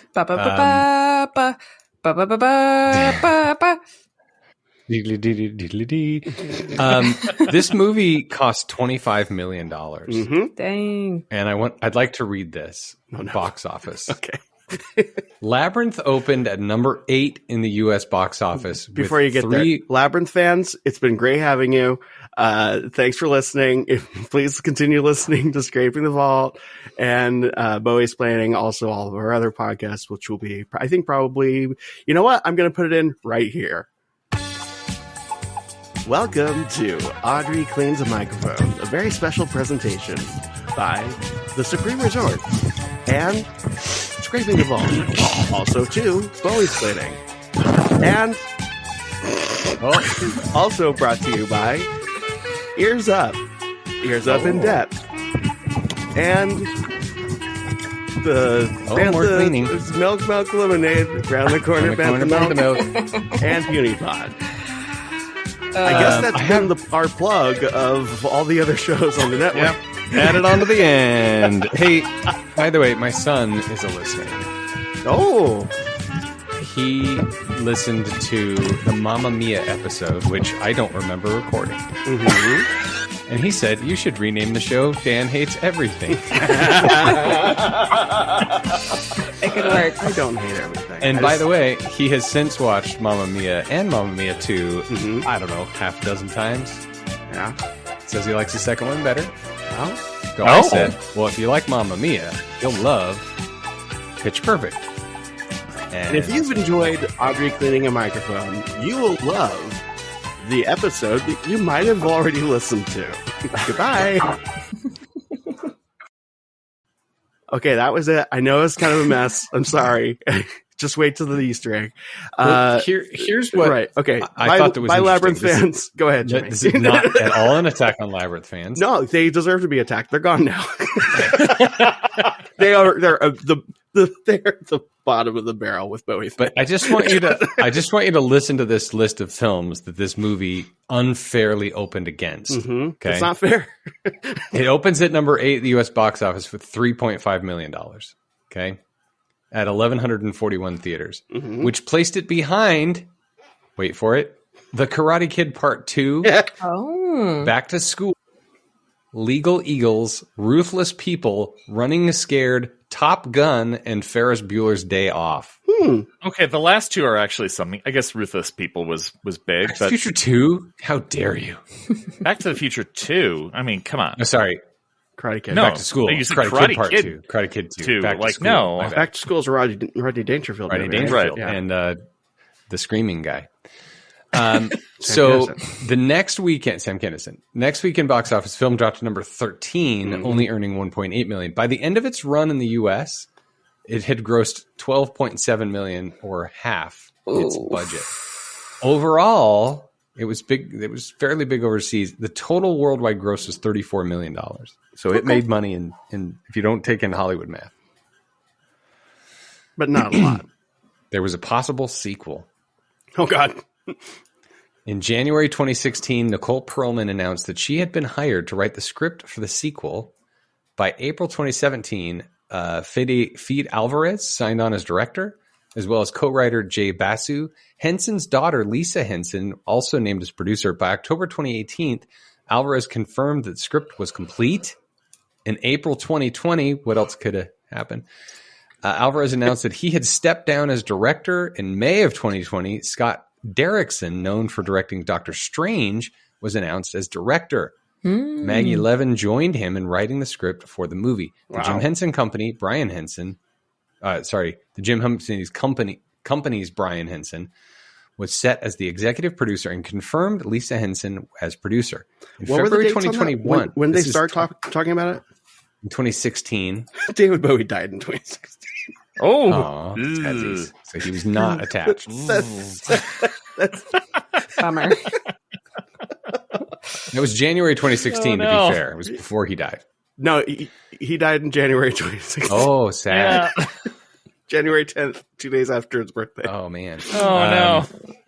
In February 2021, Jennifer Connelly revealed that she had conversations about being involved in the Labyrinth sequel, but was unsure about what Not Jennifer Garner? Wait, what happened to Jennifer Garner? No, they recast to Connelly. In October 2023, Derrickson stated he was unsure whether the sequel is going to be made. We never got a script to a place where the studio wanted to make it, and it's hard. It's a hard project to turn into something commercially viable because it's so imaginative and surreal that there's no way it can be done cheaply. And it is a tough movie for a studio to feel competent that it had enough commercial value to earn a profit. Yeah, that's fair. Okay. Don't think it's going to happen. But I found all the beers that we can drink while watching this movie. But the remake, who's Jareth if they do a remake? Josh Gad. Will Ferrell. Josh Gad. All right, I see where we're going with this. What about Will that Ferrell. guy, the singer? He sings, "I'm coming Timothy back Chalamet. for you, babe." Ba, ba, ba. You know, that one guy, the popular singer Keep going. guy. Keep going. Dan, I have your answer. I think his name's Will. You're not taking the bait on singing more. Jimmy, what's the answer? Tom York. Oh my God! Oh, Wow! That's not bad. Wow! Tom York. That Radiohead. is I know, not I bad, love him. actually. But the answer. he's Has he been in he's things? much too old. I don't think he's a very good Well. actor. Unlike David Bowie. David Bowie's a little better. Come on, you haven't seen. We don't America's know. We haven't Lawrence. seen old Tom in action. He voiced he voiced himself on a South Park episode a long time ago. Tom York. Tom did? York. Yeah. It's an episode where Radiohead shows up. Oh, I haven't seen that one. Yeah. I should. It's a chili con carne festival. It's like really old. Like this is a 20-year-old episode, 15-year-old episode or something. I don't know. I think the that's a good answer. I was going to go with Lady Gaga just because that's like kind of an obvious. That's probably more appropriate. That's these days. cool. Yeah. Yeah, that's better for this day and age. I think you're right. Chalamet sounds like a on the nose sort of thing, but Did you see Wonka, by the way? I have not yet. No. Okay. Yeah. Or Gary But while Oldman. we watch this movie, Wait. I still don't know how I feel about this movie. You love it. But maybe if I enjoy this delightful beverage, I have 3 beers. All 3 beers from Labyrinth Brewing Company. Nice. Audrey, were you about to say thoughts about the movie? That how you feel? I'd about watch it again. I would watch it again. It does have appeal for a lot of reasons. Like the puppetry is so impressive. Mm-hmm. I think when I'm not watching it with a critical eye, I have to talk about it. I think I'd probably enjoy it a lot more. Mm-hmm. Yeah, I think so. Yeah. It's just I'm watching a movie, like Audrey, you said you were just watching a movie, didn't take notes. Yeah, just felt like zoning out. Yeah, I think I might feel a little more ironic about it, but just to be able to absorb the mastery in the puppetry and the practical effects, it's pretty remarkable for 1986. It's remarkable for 2024. Mm-hmm, mm-hmm. Yeah, I agree. So there are 3 beers that I'd like to try. There are 2 runner-ups, all 3 from Labyrinth Brewing Company. The first one is Turbo Love Juice. Inspired by one of our favorite metal gods, Turbo Love Juice is hopped with Citra, Cascade, Laurel, and Equinox hops. This pineapple orange tropical blast has a restrained bitterness and a creamy mouth feel. Okay. Second runner-up, Baby Love Juice. Perhaps more appropriate. Okay. It's a crushable version of our flagship Turbo Love Juice, hopped with Citra, Cascade, Laurel, and Equinox. Baby Love Juice. That just sums up the movie.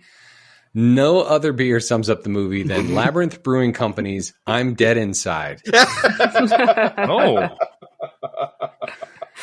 Juicy AF Hazy Double IPA for the times when you're feeling like you have given the last fuck you can give.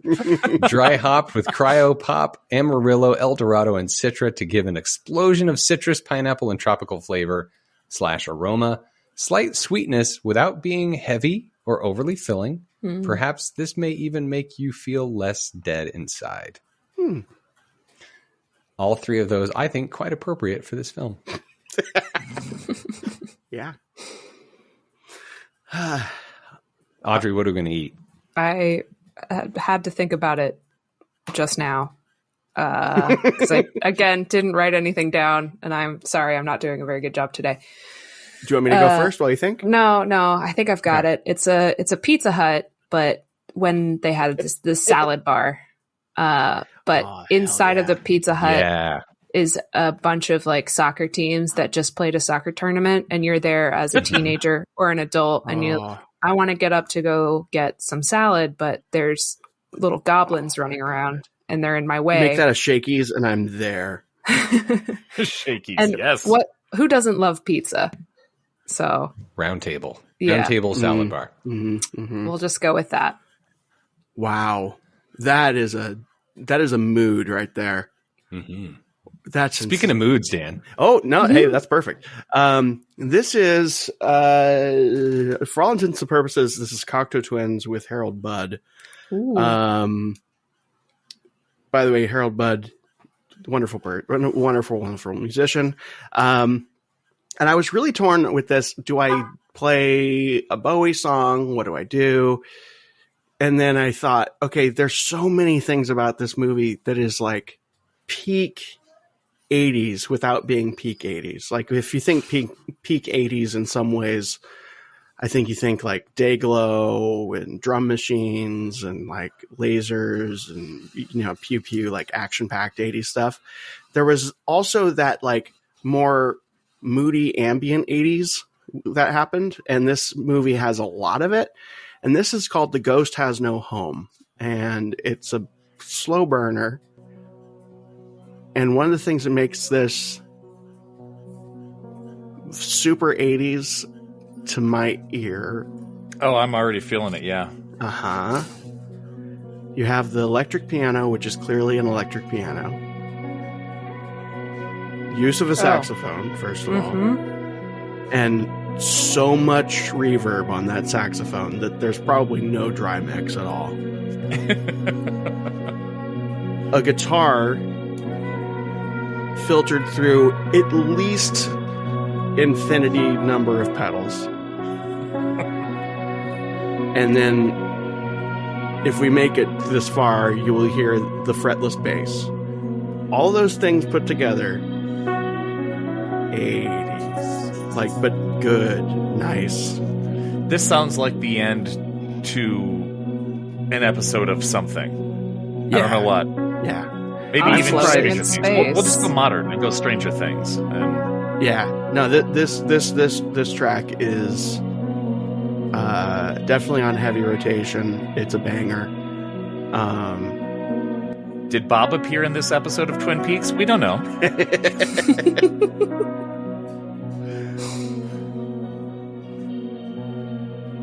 I feel like I'm taking a sound bath right now. Just that they'll do that to you. I'm kind of just killing time for when the fretless bass shows up. But yeah, this is very. It is very. Remember when music was like this? I was actually doing some research into what changed with music, and it was actually around the time of Labyrinth, around 1987. A lot of people who study this crap agree that like something changed, and I kind of looked further into it, and turns out MTV got really popular. It hit in 81, but they started doing the VMA Video Music Awards in 84. And so it became like a real industry force. And at the same time, Live Aid happened in 85. So I think what ruined post-punk or whatever this kind of music, however you qualify this kind of music, I think what ruined it was all of those things coming together and people taking themselves too seriously and not taking risks and the stakes. But it's here. Fretless bass is here. I can stop talking. Here we go. Don't you hide from me, fretless bass. come out, There it little is. Freddy. That rubbery fretless bass. Wow, wow. Yep. And the doubling of it. This is so 80s. Like it's the 80s that we forget about, that we like don't, it's not breakdancing for us. So a lot of us don't consider this to be 80s, but oh my god, it's like Eurythmics and yeah, a lot of those more ambient bands. Interstitials with every 80s rom-com. Mm-hmm. Mannequin. I think maybe this really lends itself well to our most anticipated segment. What drugs are we going to take while watching this movie, Eric? A pharmacist? The drug that I associated with this particular film is aripiprazole, sold under the brand name Abilify. It is an atypical antipsychotic. Nice. Used for schizophrenia, OCD, and bipolar disorder. So appropriate. For the teenager in your life who is so dissociated from reality that she may or may not have harmed your infant son while she went on an adventure with Muppets and a man with a large package, aripiprazole. I love that. Well done. That's great. This is a good segment. Yep. Very well done. You might have to call in the next episode. Well, Dan, thank you for Labyrinth. I thought it was a delight. I look forward to watching it again. I think this time in the theaters, March 6th at the Movie Tavern in Sewanee, Georgia. Is that a Fathom event thing? I don't know what it is. It's just Movie Tavern shows, like, they just do that. Yeah, like Alamo does a lot of and stuff like that around here, too. We don't have Movie Tavern, but Alamo Draft House does a lot of old just re-releases throwback movies, because why not? Nobody today remembers seeing Labyrinth in the theaters, because, nobody did. I wasn't even alive But, yet. Neither was Dan. Nope. Canonically. Oh, hey, March 6th and March 10th, it is a Fathom event. So, There you go. listener, you too can see Labyrinth. Listen to this episode while watching. Play with it a while- special while appearance by watching. Full volume. the corpse of David Bowie. Too soon. Anyway, it was fun. I liked it. It was a nice break from our straight to videos. I don't know. So it's up there in the top of the movies we've watched. I think your Fincher, was it Fincher? David Mamet? David Fincher? What's the one? Bowie? With the David Mulholland Lynch. Drive. David Lynch. David Lynch. Mulholland Drive. Okay. Mulholland Like, what are Drive you talking still takes the about? cake, I think. Another important David. Sexy Cats, yeah. This is up there, right below Very Brady Christmas. Very Brady Christmas. Sexy Cats. Labyrinth. Sexy Cats Labyrinth. Somewhere in there. What do we got going on for concierge? Anything? Oh, yeah. Oh, by the way, we have a new concierge listener of the show. Liz.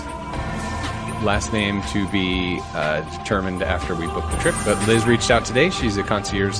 Excuse me. She is a Scraping the Vault Supreme Resort listener. Hooray! And they're going in the fall, either August or September. Trying to figure out when they're going to go, where they're going to stay. I think they said they want to stay at the Candy Cane Inn.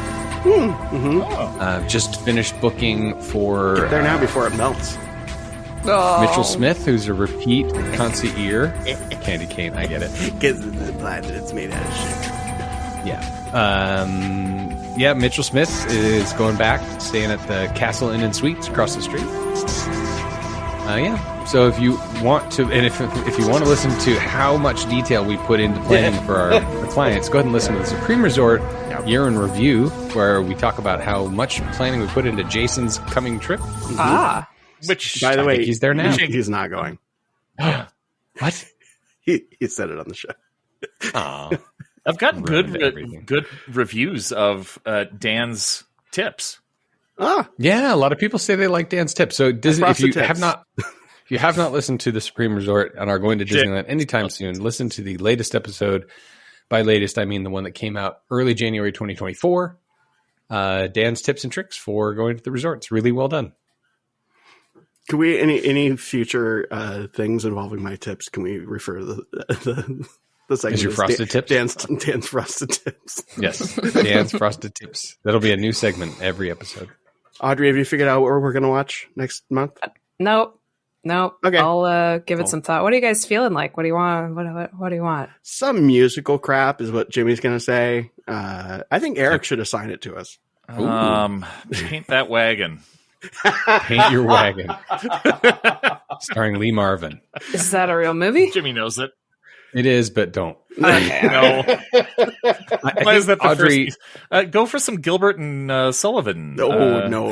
Yeah, Pirates of Penzance with Audrey. Kevin I think Kline. we had talked about Sweeney Todd. We Grizzly talked Man. about. Have you guys seen Sweeney Todd? Interesting. Yes, I have. Okay. Yeah. All right. Well, if we've all seen it, then that's not fun. No, that's true. Then go Pirates of Penzance. Mean Kevin Girls, the Kline. musical, the movie. Oh boy. Of Legally course, Kevin Blonde. Kline's in that. Have any of you seen the Kevin Kline Pirates of Penzance? No, Yeah. but Yep. of Jimmy course has, he's of course in it. Jimmy Oh my has. god, Yep, of course I have. that is the most Kevin Kline Anyway, thing. Is him being in stay Pirates tuned. of Penzance. Yes, quite. Stay tuned when Audrey decides what we're going to watch. It might be a Dealer's while. choice, Audrey. Okay. Until then, Month. should we do this? Yeah. All right. Yes, we should. Yes. Okay. Be kind. Kind and and rewind.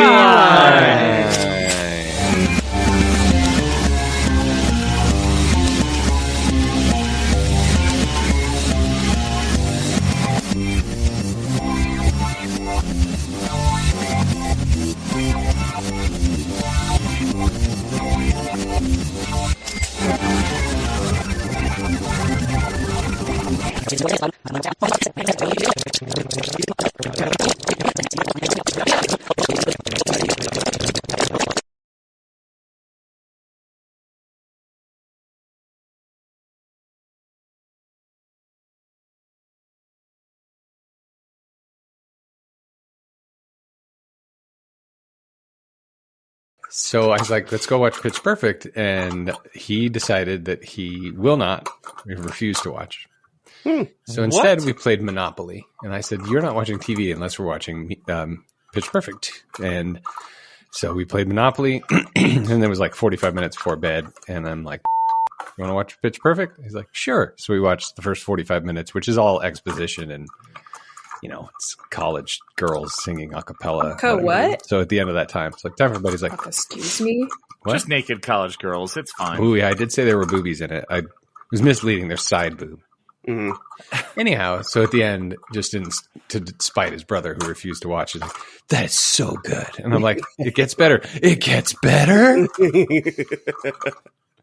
So And then last this is night- the one that listens to the show. Yes. Okay.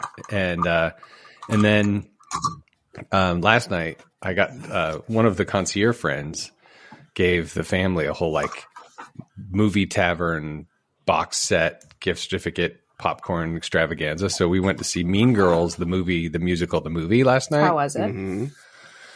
Heck, had a sleepover, so we brought. Oh, he'll love it.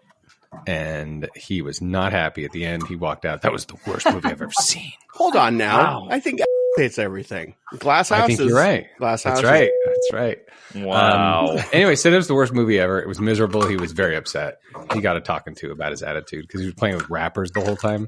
Anyway, those to answer your rappers. question, I mean, Audrey, it was unnecessary. It was which just rappers? Ice-T? Straw. Rapper? Straw. Rapper? Not I hardly like knew her. Wiki, Eric. Oh. He was supposed to get an icy. They ran out of icy, so he got a straw, a not Sprite. the same. And then he says, "No, it wasn't Sprite. I just said Sprite, so you know what I meant. It's Starry, which isn't as good." Well, maybe he's. Oh. How old is he? 13. What a That's delightful the age. Pepsi Isn't it though? Sprite, right? What a fun age. Yeah, that's used to be Sierra Mist. It's now Starry. Yeah, they can't figure out it. You can put whatever name you want on it. It's inferior. How about Bog of Eternal Stench? Oh, no. there we go. Yay! Bringing it Subaru back. must be in Gatorade or something. That's why he's got an attitude. Subaru? Get it? Like it's like Mercury is in. I don't know. I was making an astrology.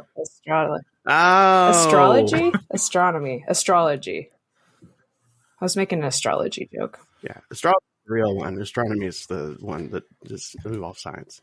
This show is weird. What do you guys do on this show? Yeah, good question. This is it. Hey, welcome to the end of whatever the Hey, Easter we have a egg Scraping the Vault was. after hours. Oh, Scraping the Vault after hours. Excuse me. Join our OnlyFans where you will hear us say dirtier words and you won't hear the ka-ching butt. sound. Fart. Ooh, words like fart butt and butt fart. Butt fart. Dicks farting poop. Okay, this is the end of the Easter egg. Goodbye. And they're rotten. It smells like the Bog of Eternal Stench. Ooh, Guys, I got to... hold on. That was an egg joke. Oh. So that we're gonna fold that into the actual Easter egg, and this is the actual end of the Easter egg. Thanks for listening. We love you, David. We love you, Ryan, and whoever else. Thanks for listening. Thanks for posting this. Yes. Okay. Goodbye. Robert. I did a Healthy Edge Light software scale measurement of my body mass. Mm-hmm. I'm obese. What? Oh, Healthy Edge Light software. Did you Based just on make what, up all those though? words? Based on height and weight. That's Yeah, it. that's bullshit. BMI. It's totally yeah, BMI is. BMI yeah. is utter, Come on. utter horseshit. But I have 50% water, and I have 144 pounds of muscle mass. And I wanna get BMI, more like BMY. Would you bother listening to that? Exactly. Okay. BMY. We're you getting pay warmed attention. up. We're getting loosey-goosey for the show. Yeah, that's right, everybody. Body mass index is Deep throat. Thanks again for listening to whatever the Easter egg has been. This is actually the end. Don't Is it forget to though? buy war bonds. They're gonna come No, in don't buy handy. war bonds. Probably Move very into soon. Bitcoin. What? Don't buy Don't war bonds. watch the All news. of your money Buy into the soundest the new- currency ever invented. It cannot be inflated. It is not owned by a central government. It's imaginary. So is fiat currency. If you join the highest tier of our OnlyFans, you can hear Dan and Audrey talk Oh politics. no. Oh no. That'll be $1,000 a All of month. our, Oh my God. our politicians I'd pay are it. owned So by the you- central bank. So you can hear a friendship slowly erode Inflation itself. is theft. Oh, wait. I got an email from Excel Energy today. Increase in wholesale natural gas prices. We wanted to let you know about an increase in wholesale natural gas prices that may last a A few few days, try forever. as cold weather across a majority of the U.S. effects production and demand for natural. Sorry, I feel like I wasn't clear in that last part that this is actually the end of the Easter egg. Hope you've enjoyed it. Thanks for Xcel listening. Energy purchases natural gas to Don't forget to buy customers to generate electricity. Xcel Energy. They seem to be gouging people left and right, and that's good for the stock price and good for the consumer. Okay, we need to actually start this episode, so this is actually the end of the Easter egg, and I'm still going to keep this music on some Heat more rises because you never know fans. when it's Change going the to come blade in handy. direction to push the heat down. Okay. Says, from the ashes of this episode, this is the end of the Easter egg. Goodbye. Yay! I deleted that email. Oh. And we're back. And we're back. This is a good energy that we all have right now. Martin Luther King, baby. Just wait. Uh-oh. Oh, let's keep it going. All right. Let's do it. Who wants to do this? Not me. This is your episode, Dan. Oh, you have notes though, right? 9 pages. Okay, good. 9 pages. What? Let's Mostly see. a synopsis, From the plot ashes. detail. This is a really good plot detail with my own little spinny spin. Yeah. Do I have time to run and get some lip balm? Okay, I'll be right back. Yeah, you yeah. do. I'll have, How many? I'll have an ashes. All right, Derek. I'm going to go out on a limb here and say Eric. My should name is introduce the Derek. episode. Okay, yes. I was actually going to mention that, but I feel like he's already being asked to do too much around here. What's going on? All he has to do is say "from the ashes" or something clever. Yeah. Oh, I have to introduce the show. You don't have to. You I don't just think have it'd be to. fun. From From the ashes of.